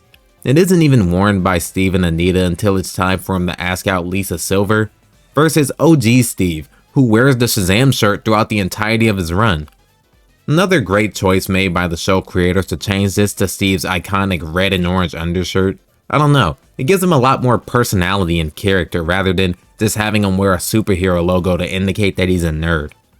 Speaking of nerds, OG Steve's glasses are just god-awful compared to Steve and Anita's iconic rectangular pair of glasses. It's just more appealing to the eyes, and I don't know, it really feels like they were just trying to phone it in on the whole nerd archetype thing. The last significant difference aside from their voices is their legs. OG Steve wears these ridiculous shorts parading around his noodle legs that just makes him look downright pathetic. Overall, he just doesn't even resemble a character in this verse. It's genuinely hard to even imagine American Dad having had a future featuring this character. Thankfully, a lot of the right changes were made with Steve and Anita, from the jeans to the voice, the glasses, and it feels like even the personality to a degree. It just goes to show a toothpick really can change a lot. This one's a bit of a fun fact. American Dad has about 20 to 40 episodes already written, animated, and pretty much done aside from finishing touches, all at least a year in advance. Absolutely nuts. Like, talk about dedication, really. Simply put, this means that when a new episode airs, the script was most likely complete about a year in advance. Show producer Mike Barker gives a bit more insight on this, stating that a key component to this system of his is making sure that the writing of the series is timeless, as opposed to being topical and contemporary. Definitely wouldn't hurt to give Family Guy some pointers with this, I think we can all agree. That's right, you read that correctly. Roger's breasts are full of spiders. Riveting stuff, right? We discovered this in the 8th season's 8th episode, Finger Lint and Good. For context, in this episode, Francine is tired of the family's lack of commitment, whether it's large or small scale, after the family finds themselves unsuccessful at maintaining their resolutions for the new year. But after Roger announces his Mardi Gras party, Francine comes up with an idea. The plan is to use Lent to start their resolutions again by giving up their vices. Stan will give up yelling, Haley will give up junk food, Steve will give up crying, Jeff will give up hugging, and Francine will give up smoking.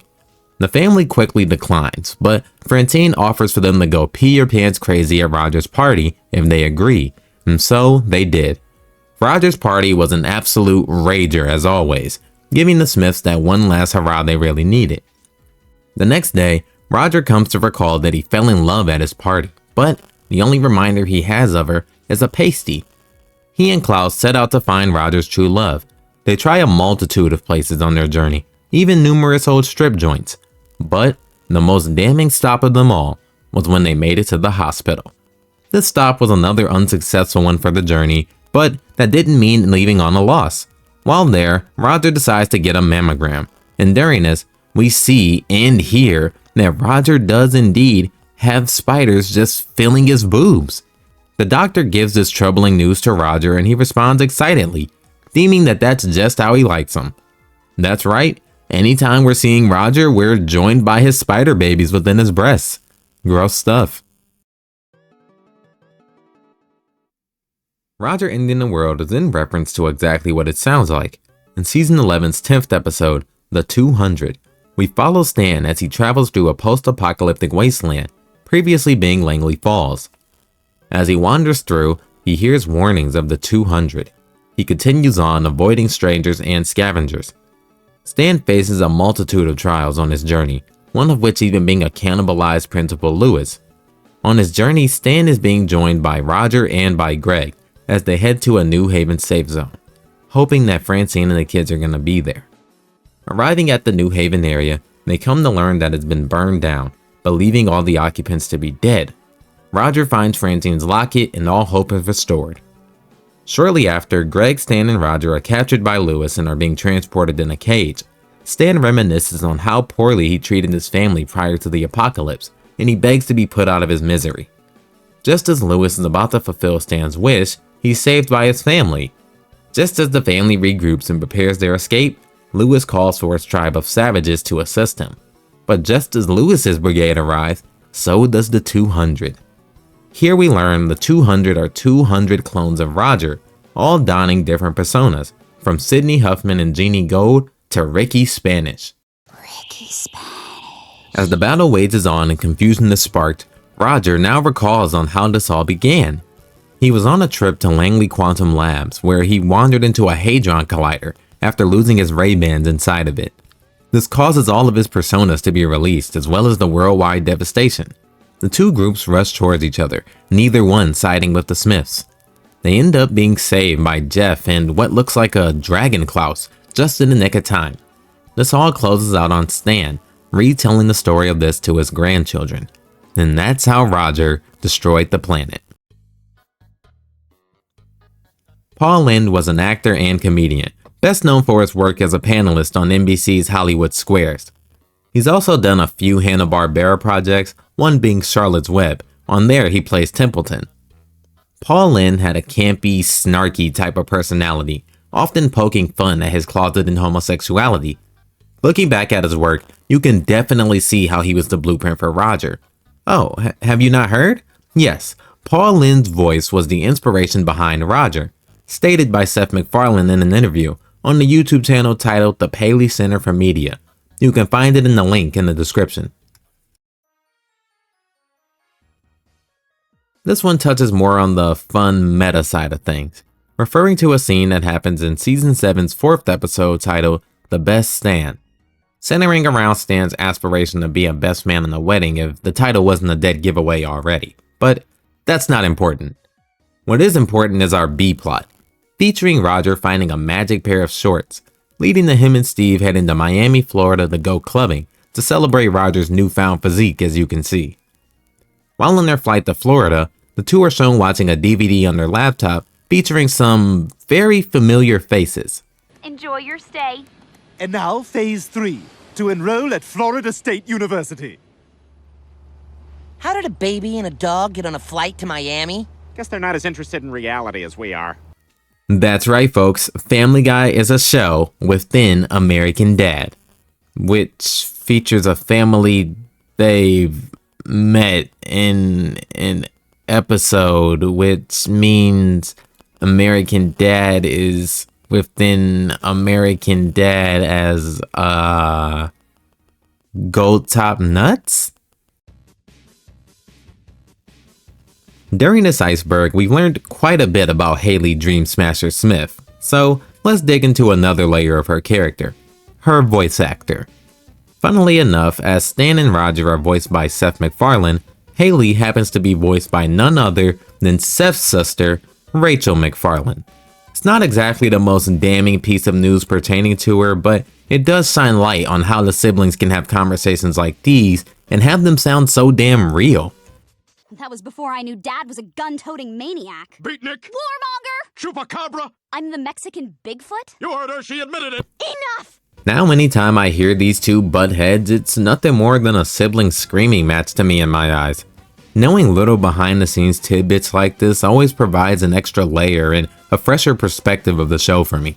It gives me a new way to look at the characters and how they're interacting and why it seems so seamless between them aside from good acting. Piggybacking off of our previous entry, this section refers to yet another voice actor, the voice actor of Jeff Fisher. Jeff Fisher. That's right, Jeff's voice actor is essentially playing an animated version of himself whenever we see him on screen. American Dad actually tends to do that with quite a bit of their characters. Avery Bullock is literally Patrick Stewart in Seth's art style. Wendy Shaw and Francine look practically indistinguishable from one another.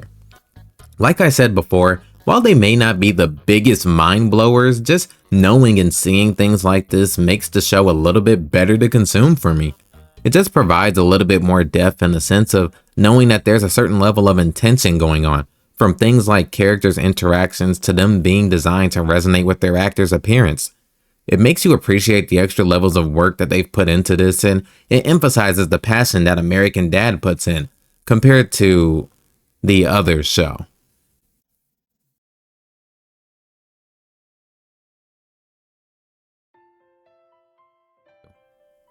This refers to the B-plot of Season 2's 9th episode, The Best Christmas Story Never. During this time, Stan buys a disco cassette for Roger to appease his pessimistic spirit during the holidays. But when Stan's roped back to the 1970s by the ghost of Christmas past, the tape falls out of Stan's jacket and it ends up being discovered by Roger, who at the time was working in a restaurant. Roger takes it to executives and he becomes fabulously wealthy from inventing the disco era. However, it becomes quickly short-lived by 1981 as disco is dead by this point. Roger ends up losing everything, and back in the present day, Roger reconciles on his time as the inventor of disco. Jeff's mom leaving before he was born refers to a fun piece of lore from Season 2 Episode 19 titled Joint Custody. During this, Stan becomes annoyed with Jeff, growing sick of him living in his van outside the Smith's house. Since he can't have it legally moved, Stan has it destroyed. This ultimately leads to Jeff moving in with the Smiths to Stan's disappointment. Haley explains to Stan that Jeff doesn't have the choice of turning to his family, as he hasn't spoken to his father in years, and that he can't contact his mother as she left before he was even born. This is more than enough to leave Stan dumbfounded and just all around confused. Up to this point, we haven't gotten any further mention or appearance of Jeff's mother, but as we cling to American Dad's ambiguous future, we can hope that there's a place for her in it. This refers to the beginning sequence of the 12th episode of the 6th season, Your Debt, Your Life. In the beginning, Roger, after a night of causing trouble and drinking, runs into the path of an oncoming bus, and as his life flashes before his eyes, we see none other than Jar Jar Binks on a sheet of paper, designed by Roger, receiving a thumbs up of approval from George Lucas. This adds a nice piece of lore to American Dad, and it's a nice nod to the two just being annoying aliens. The fifth member of the sleepover gang refers to a character introduced in Season 6, Episode 11, a piñata named Desire. Steve and his friends try to plan a sleepover, but they end up facing ridicule from the popular kids, and so they decide to plan one last sleepover to end all sleepovers. But after a disagreement over a pizza topping, the boys come to the conclusion that maybe they've not only grown too old for sleepovers, but maybe they've even grown too old for each other. Steve attempts to amuse himself when suddenly the guys arrive for a sleepover, stating that they all received an email. With the boys puzzled, it's revealed that none other than Ronnie was the one who sent it, the fabled fifth member of the sleepover gang. Ronnie is a long-lost black friend who happened to move away, who also happens to receive an email of his own, telling him of the gang's impending breakup. In the end, the boys say goodbye to a part of their youth and have the time of their lives.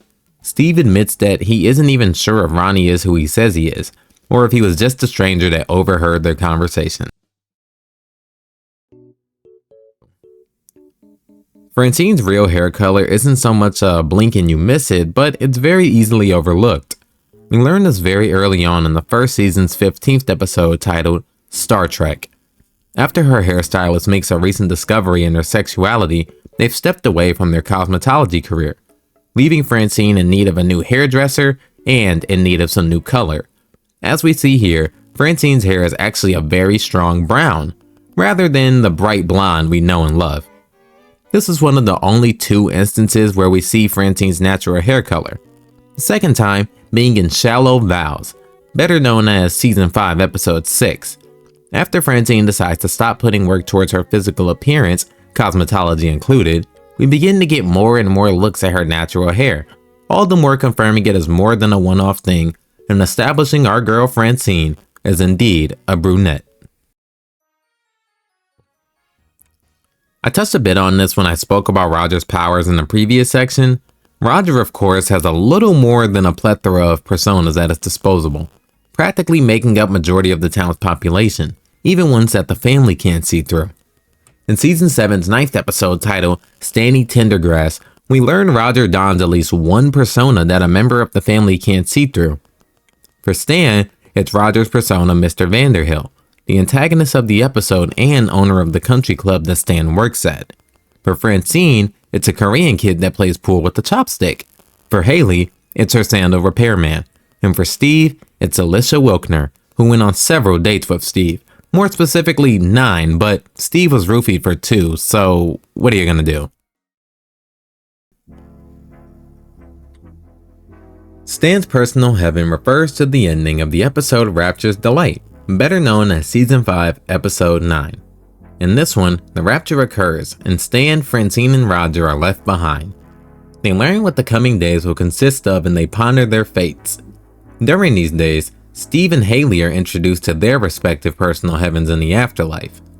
Back on Earth, Stan learns that Jesus will be appearing and he tries to blame Francine for them being left behind. Rightfully furious, Francine decides to leave Stan, and she ends up meeting the real Jesus in a diner. Stan quickly learns that the Jesus he's meeting is fake, and he quickly tries to reconcile with Francine. But Francine lets him know that she's already gotten with the real Jesus. Over the next 7 years, Stan becomes a bitter man, no longer a soldier of Christ. Jesus seeks out Stan, needing his help saving Francine from the Antichrist. With the help of Roger, the three arrive at the Antichrist chambers. They rescue Francine but end up in a poorly crafted trap. But that's also not the end of their troubles, as Stan is mortally wounded just as they prepare to make their escape. During the debate of what to do next, Francine sees that Stan kept his wedding ring with him after all this time, and she realizes that he still loves her. Stan ends up passing away in an explosion, allowing Jesus and Francine to escape and live on. In the afterlife, Stan is guided to his personal heaven, and we see that his personal heaven is just his home, exactly as it was in the beginning of the episode. The only notable difference being clouds mounted on a plaque hanging on the wall. Now, it is commonly believed, even partially by myself, that every episode after this one pretty much takes place within Stan's personal heaven, which is just an easy cop-out to explain a ton of the inexplicable matters in the series, but it's also just a fun thought/theory to play around with nonetheless. This tidbit here refers to the ending of the episode Paranoid Frandroid, the 13th season's second episode. In this episode, Francine discovers a conspiracy convention in Roger's attic. Through this, she's flung headfirst into the world of conspiracy theories. This all the more gets solidified once Francine decides to follow Stan one day after he forgot his lunch. During this, she discovers that Stan has purchased her favorite show, Morning Mimosa, and that he's been running it from behind the scenes to shelter her in what she consumes. She soon begins to spout her own conspiracy theories, but once Stan decides to share them with Bullock, we learn that one actually happens to be true, involving the usage of cell phones within bathrooms. This leads to Bullock ordering an assassination on Francine. Stan's co-workers take him to Dave & Buster's while the hit is carried out in order to distract them. And it seemingly is working until one of them ends up blabbing about the hit. Stan rushes home to save Francine, but it seems that she's already gone, having fled to the woods. Stan and Roger head out to find her, but they're followed by Bullock and the CIA. They trick Stan into getting out of their way and they blow up the RV she was staking out in. Roger runs out disguised as Francine and pretends to drop dead. And at Francine's funeral, none of the agents recognize that Stan's new girlfriend is indeed Francine.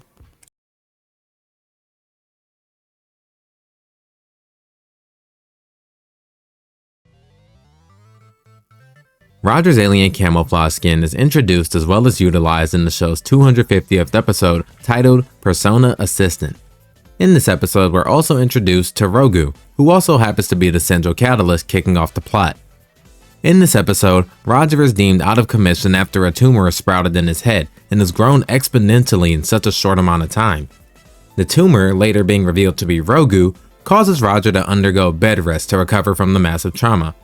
Learning this, he takes to the Chimdale Hot Springs, and during this time, Roger entrusts his personas to none other than Stan. Roger tries to express the seriousness of his personas to Stan, but it's in one ear and out the other.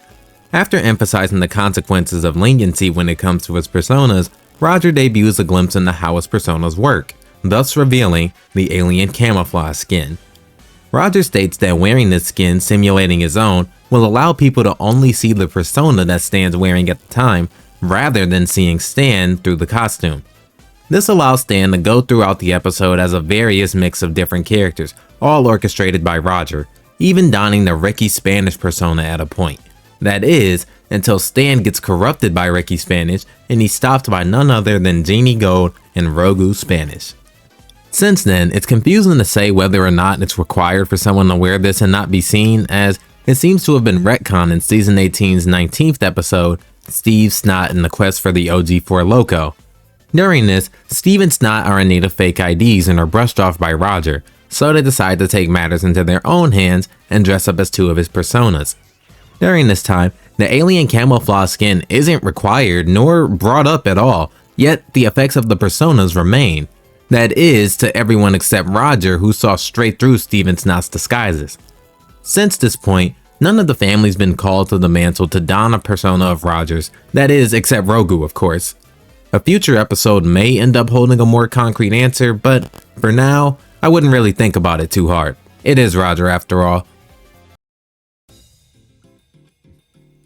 The father of the illustrious Jeff Fisher is revealed in the second half of a two-part special of American Dad, titled Daysong Heavy Industries 2 Return to End Events.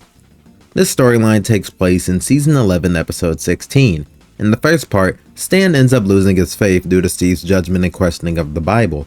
this ends up taking a greater toll on his life than the family anticipated, leaving Steve to restore his father's faith. He does just this by showing him a giant ship in Korea, one relative in size to Noah's Ark, confirming its existence along with the rest of the tales of the Bible in Stan's eyes, and thus his faith returns. Unfortunately, Stan's restoration of faith isn't where this halts. Stan's now in belief that the purpose he must fulfill is for him and his family to get to this new ark before the floods begin, seeing himself as the new Noah. The family arrived to the giant liquefied gas ship, otherwise known as the Ark. To their surprise, Stan is welcomed and is seen as the new Noah upon arrival, only for it to be revealed, unbeknownst to Stan, that they're pretty much aware that he's lost his mind and this is just an experience, kinda like Snoopy Land or Disney World. After the experience ends, all of the false Noahs are weeded out except our man Stan. Stan ends up hijacking the ship and he drags his family along with him. Just as the storms begin, the family begins to make their decisions on whether they stay or they leave. But just as the waters rise and flames hit the city, everyone quickly clings to the Ark. And as they steal the ship, the episode ends. In the second part of this two-parter, the family's voyage is cut short after a musical number leaves the temperature gauge unwatched, which leads to an explosion separating the family into pairs. Steve and Roger end up trapped on a dinghy with a wolf. Stan and Francine are knocked over the head by barrels, causing them to lose their memories as they end up on Flute Island with a horny narrator. Haley and Jeff end up getting saved by none other than the US Navy, and this is where we get to the nitty-gritty. After arriving on the ship, Haley and Jeff learn that the world hasn't ended and that everyone on this ship has a job and a purpose. Inspiring Jeff in his newfound resolve, he decides to take a chance and join the Navy. Jeff is falling into his new role nicely, or so he thought. He ends up causing disaster, not even truly fulfilling his proper role on board. The captain, taking notice of this, asks Jeff to come along with him and just be a spotter instead. Jeff accepts this and the two of them share a hug. Jeff is at least doing better at this than he was at waving sticks and cleaning floors. As we watch Jeff fall into place in his new occupation, a member of the ship finally rips the band-aid off and he asks the captain why he shows so much favoritism to Jeff, suggesting that Jeff might be his illegitimate child.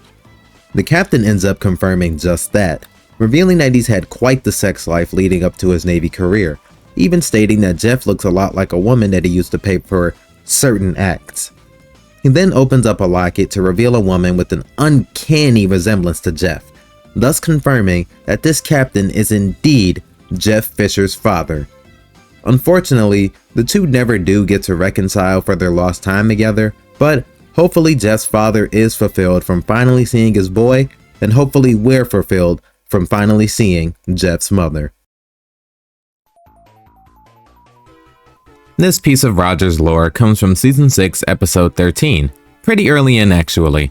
The family is sharing dinner and Stan reveals to Francine the process of arachnomatricide that spiders follow. The mother takes care of the young, and once the babies are big enough, they overpower their mother and they eat her. If that wasn't enough to shock Francine as is, Roger decides to butt in and reveals that when he was 15, he ate his father. Even adding on that every year on his birthday, he takes a celebratory nibble from his leg, informing the family that he keeps it in the freezer. While this is a funny yet equally shocking bit of news from Roger, it's also a bit confusing, as we've met Roger's father recently in Season 19, Episode 8, Piece by Piece. In this episode, we're introduced to Roger's father, and his limbs seem to still be perfectly intact, not even mentioning the loss of a limb previously. This is still perfectly plausible though, as we've seen Roger's species, or at least Roger himself, is able to regrow their limbs back over time, sustaining pretty much even the most fatal injuries. While this may seem like a tight-knit story, one question does remain, and that's whether or not this means Rogu will one day eat Roger, and to that, only time will tell. The CIA actually knowing about Roger isn't something exactly cemented within the canon, but it's a fun theory that goes around the fanbase. The theory goes as such: the CIA are well aware of Roger, but they're using him, under the guise of being free. The first piece of evidence being used to support this is the CIA's vast plethora of sci-fi tech, from disintegrators to time travel to cloning and weather machines. It's like a Doctor Who marathon in here. I think. I don't watch the stuff. This is believed to be used from parts of Roger's spaceship from Season 4, Episode 18. The theory insists that Stan informed the CIA of the location of the ship so that they could reverse engineer it.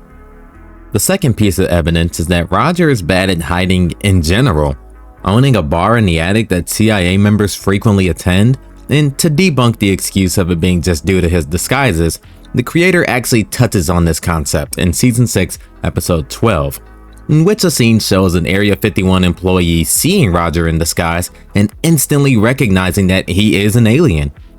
The third piece states that Stan is generally a bumbling idiot when he's around Roger, but on missions he's a competent agent, an absolute killing machine.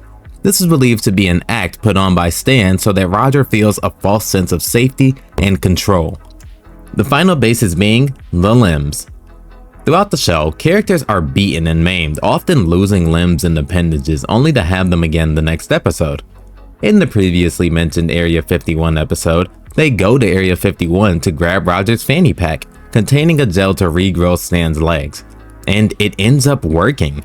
The support is that the CIA has had access to this gel for seemingly months, potentially years, depending on how long Roger's been with the Smiths. And other characters have been able to regrow and reattach their limbs and body with no trouble at all.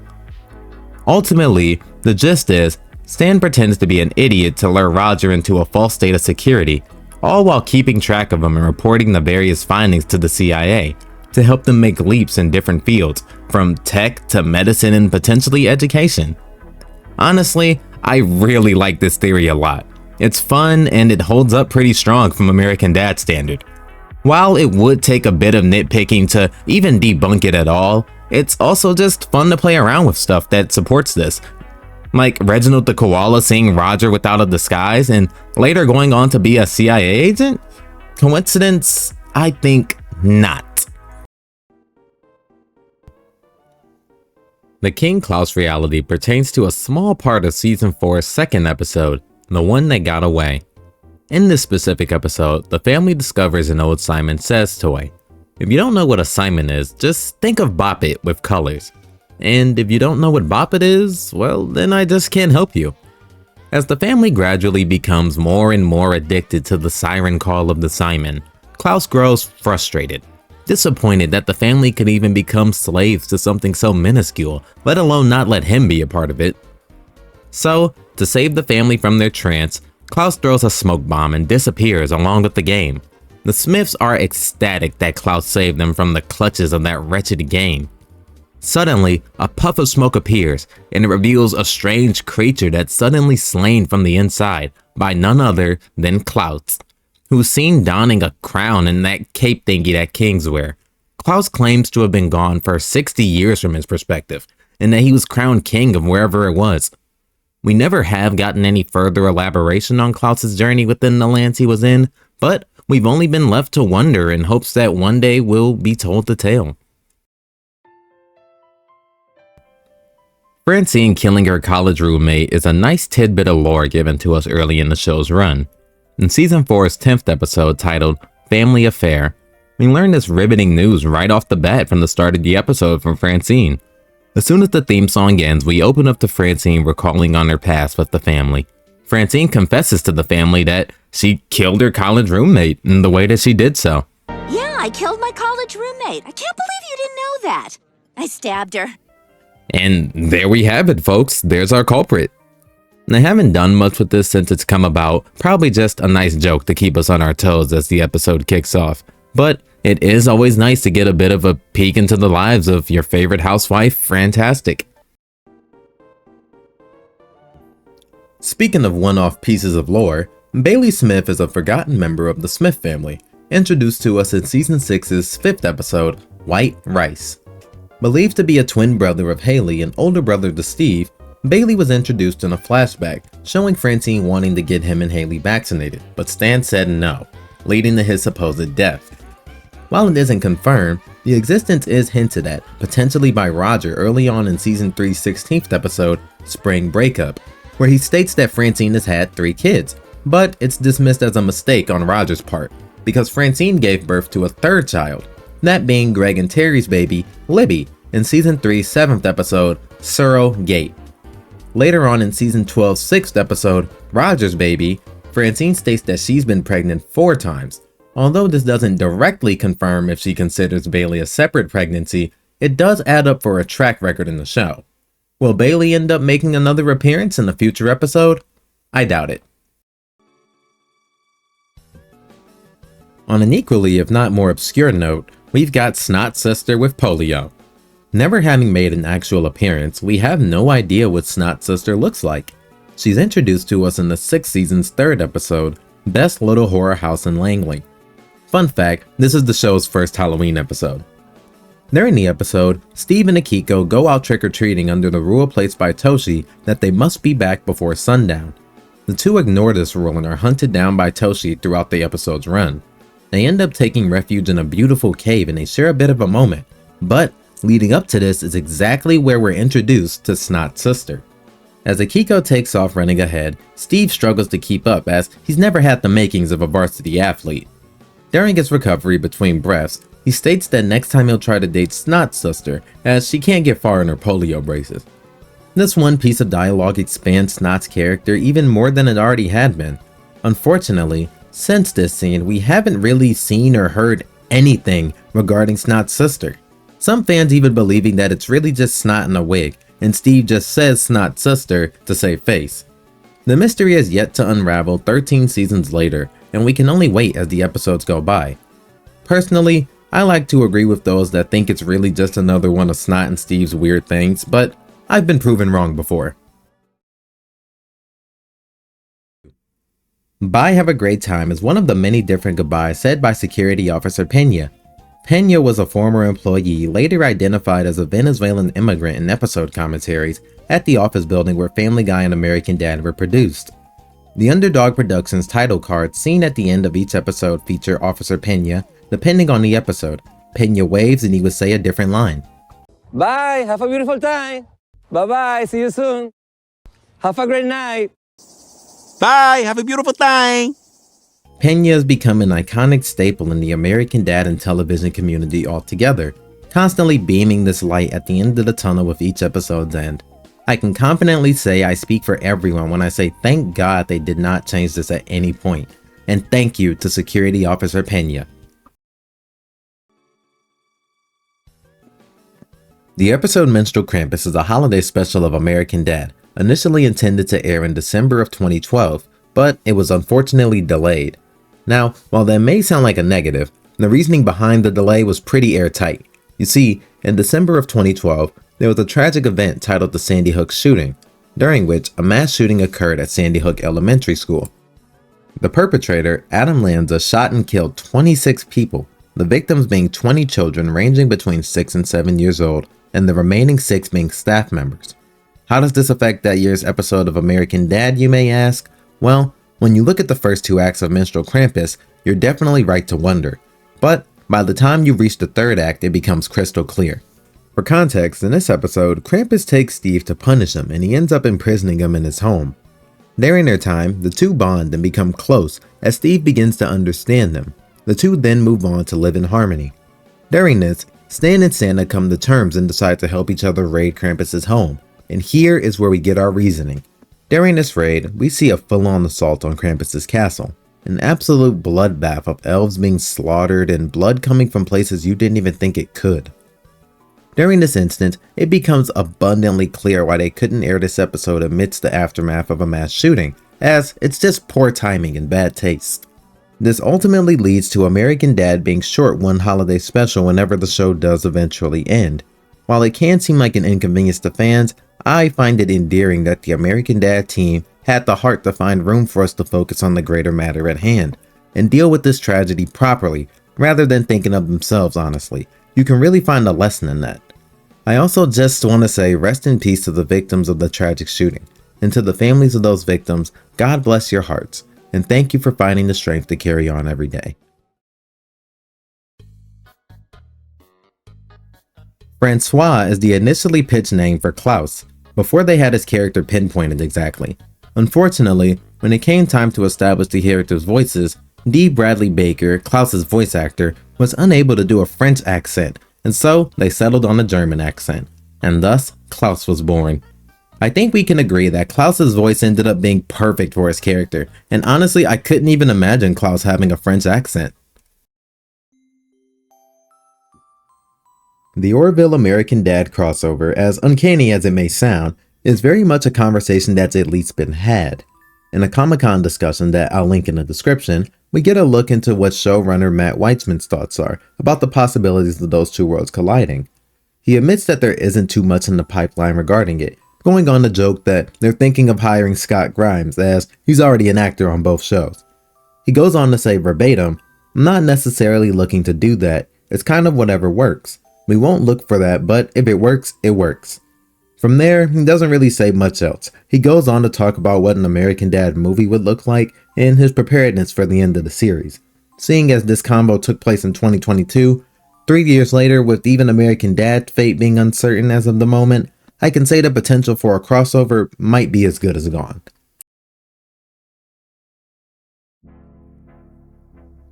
Throughout the run of American Dad, the families faced peril countless times in a multitude of ways. From killer hot tubs to experiencing every way to die on the Oregon Trail, these guys are no strangers to death. This very fact is what leads the community to theorize about what it means for the overall storyline and how it affects the continuity of the show. Thankfully, we do have answers to these questions to some degree. The 18th season's 14th episode, Multiverse of Dadness, touches on this to some extent, stating that the universe we primarily follow doesn't include some of the Christmas specials and even other episodes. I'm sure with that, we can chalk up things like the 200 or Raptor's Delight to being their own respective universes, as they never really tell us which universe is which throughout the run of the show. It does give us concrete reasoning to uncanny otherworldly things occurring, even deaths of the family. The multiverse episode, while answering questions, ultimately just led to more of them in the long run. But I do like that it also provides American Dad with an endless slate of possibilities for future adventures. Just chalk it up as Universe A or Holiday Universe B and there you go. While it's fun to try to put things on a consistent timeline or make sense of it all, the way I like to explain it is that we are the music makers. We are the dreamers of dreams.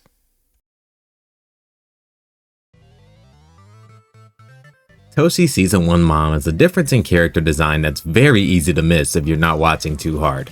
In Season 1, Episode 2, titled Threat Levels, when Steve is explaining the plan to produce Girls Gone Wild content, we catch a glimpse of a woman who's seemingly supposed to be Toshi's mother.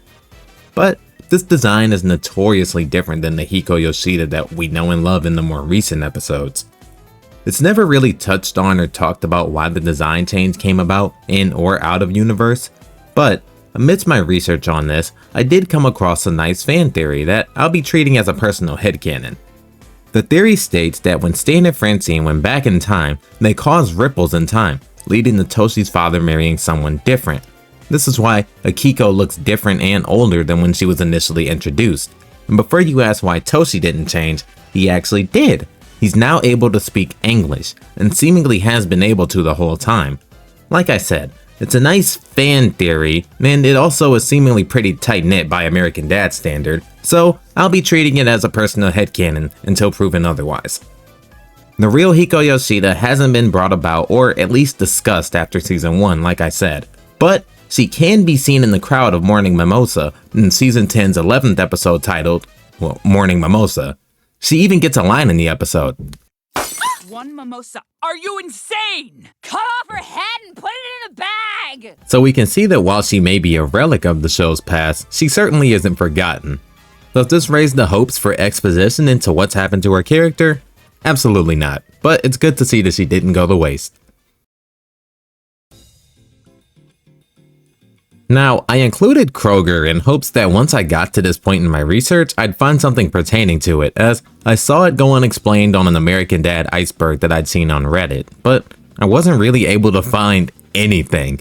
However, the only mention of Kroger in the series I came across was none other than an impression of Steve done by Stan informing us of his applesauce preference. Here's that. Stan, what could go wrong in a Bazooka Sharks game? Hey, Mom, where's the applesauce? In the fridge, Steve. I only see watery-ass Kroger. Where's the Mott's? They taste the same. Have you lost your mind? This scene comes from Season 12, Episode 18, The Long Bomb.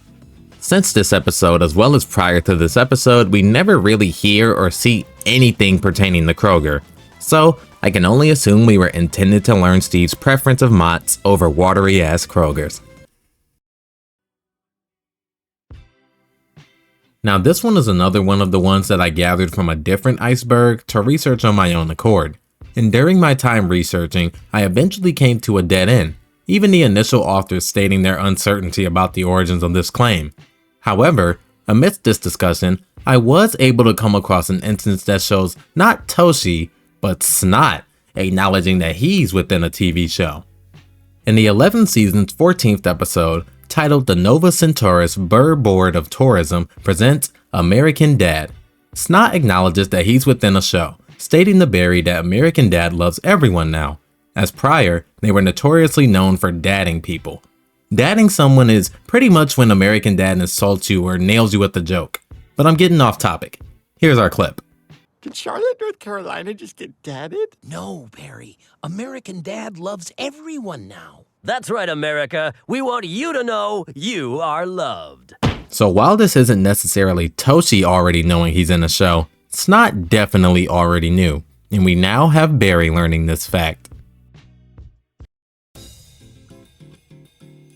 Roger's egg is in reference to the B-plot of the 7th episode of the series, Deacon Stan, Jesus Man. In this episode, we're introduced to the White family. The father, Chuck White, is despised by Stan, since he always beats Stan to the good parking spot at church, leaving Stan to park in the sun. That does suck. During the service, the deacon ends up choking to death on a communion wafer. This leaves the church in need of a new deacon. Chuck quickly volunteers, and of course Stan, wanting to one-up him, volunteers too. The next member of the family we're introduced to is Betsy White. Steve ends up becoming friends with Betsy and we learn that she has no freedom. She's forced to do gymnastics and isn't even allowed to hold hands, as she believes it leads to kissing and could end up in pregnancy, as she's been told by her mother Christy. In the same episode, we have Roger going through his cycle, where he gives off a milky substance through his boobs, and he's left extremely emotional. He ends up getting tricked by Klaus into eating all the potato salad that Francine had prepared for the deacon's wake. This leads to him using his breast milk to make a new potato salad, and it ends up being a huge hit at church the next morning. The family quickly learns about this secret ingredient. Well, pull my finger. Mystery solved. I don't get it. So what's the secret ingredient? After discovering the advantage to their secret ingredient, Stan uses more potato salad along with some help from Karl Rove to achieve victory and become the new deacon. Things quickly take a turn for the worse though, once Stan's way of harvesting Roger ends up backfiring and he chokes on his feed bag. Steve hurries in and gives him mouth-to-mouth, saving him, but impregnating Steve. The family is scared and confused about Steve becoming a father. Stan, only really worried about if this will affect him becoming a deacon, is still worried. Haley suggests that Steve gets an abortion, but Stan refuses. He decides to take the family down to Mexico as an alternative where Steve can have his baby in secret. However, once they arrive, we learn that Stan is actually planning to abort Steve's baby. Steve reluctantly agreeing to do it, knowing how much he needs this to beat Chuck White. This finally shows Stan just how far things have gotten, all for the sake of beating Chuck White. And with this, he decides to let Steve keep his baby. Later that night, once they make it back home in the States, Betsy visits Steve and confides in him about how miserable she is. They end up sharing a kiss and thus the egg gets passed on to her, leading to Betsy now being pregnant and disowned by her parents, who believe that she's been doing the splits all over town. Get it? Cause like, gymnastics. She ends up being forced to move to Iowa to live on her aunt's farm. Now while this may seem like an unhappy ending, Betsy tells Steve she's thrilled now that she's pregnant, no longer being shackled to a gymnastics career she never wanted. And that closes the chapter on the whereabouts of Roger's egg, living it up in Iowa with Betsy and her aunt. I've seen some people theorize Billy being the result of the egg, which is really fun in theory, but I'd rather have the egg just be its own episode someday. Roger's home planet is a secret. This one is actually one of the few on this iceberg that doesn't come straight from the series. This is actually talked about by none other than executive producer of American Dad, Mike Barker, in an interview found on the Paley Center for Media YouTube channel that I'll link down below. Mike Barker talks about Roger's home planet, and how he fears that the audience wouldn't be as interested in the Smiths if they ever showed Roger's home planet. And so, he intentionally leaves details and visuals of his home planet completely ambiguous. With this having been said about 12 years ago, I guess we can confidently say that they made good on that. Thankfully, we can take seeing Roger's home planet one day as an omen for the end of American Dad if the day ever comes. Though, seeing them leave things to such secrecy really makes me curious as to whether they even have a concept for his planet, or any details in mind of how they'd execute it.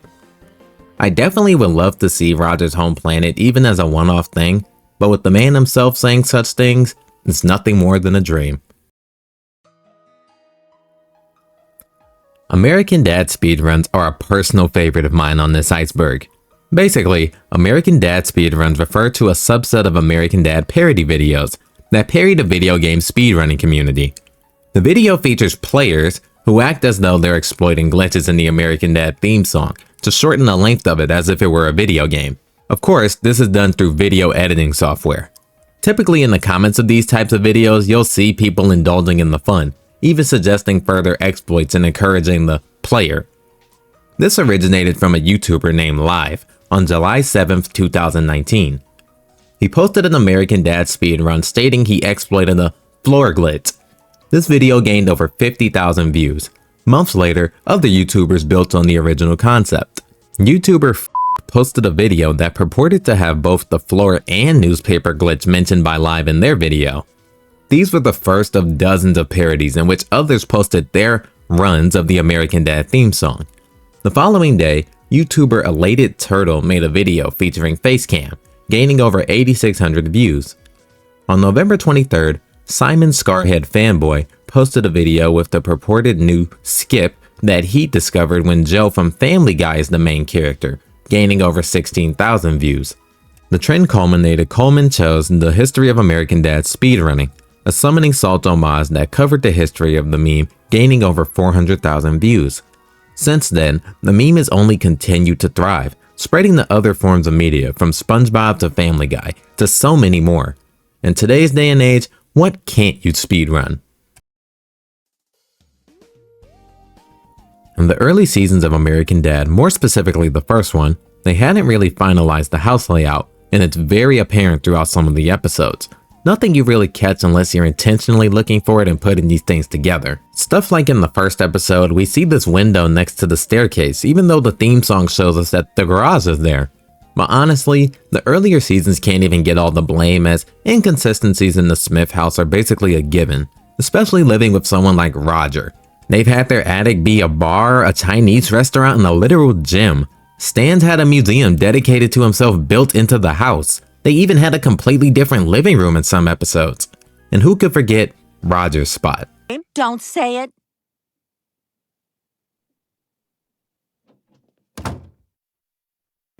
Dive on in. The Smith house, if anything, is more consistent because of its inconsistencies, if that makes sense. Ultimately, the obvious explanation is that the house just tends to adapt to whatever the episode requires, and we gotta be okay with that. I think it gets you thinking about the layout of the house, and you can really find fun in trying to actually make sense of it, but really, there's no way. Last, but certainly not least, taking us home, we've got the original canceled Roger story arc. This one's about a storyline that was intended to be multiple seasons long, focusing on Roger that unfortunately ended up being canceled. During my research, I was only really able to find summaries of the premise behind the storyline rather than any actual info circulating around it. The initial plan for the Roger storyline was going to span across 4 seasons, and was going to consist of Roger actually getting revealed to the public as an alien, and becoming a complete sensation. But he would eventually lose his fame and make various attempts to cling to it, trying out a multitude of ways to get famous. I definitely do enjoy this premise a lot, and I could see it having potential. While I would love to see a multiple season storyline carried out by American Dad, I just don't know if I could see 4 seasons being necessary, unless they treated it like the Golden Turd Saga where it wasn't back to back. All in all, I do think the storyline is something they keep in their back pocket. It definitely feels like something they could pull out for the endgame if it were ever necessary. Something to do before pulling the plug. Hell, that could even be the premise of an American Dad movie, but only time will tell what will become of this concept. I just want to thank you guys for watching. Whether you enjoyed or not, I'm grateful for your time. To say I worked on this for a while is an understatement. As hard as the work was, it was a ton of fun, and I'm genuinely just happy to see this finish. I'm also more than happy to say that American Dad has survived for yet another season, with its 20th season airing on Fox currently. I can't wait to get another video out to you guys, and I'm happy that we can just kick the year off on such a good one. Until next time, and happy Melanin March, everybody.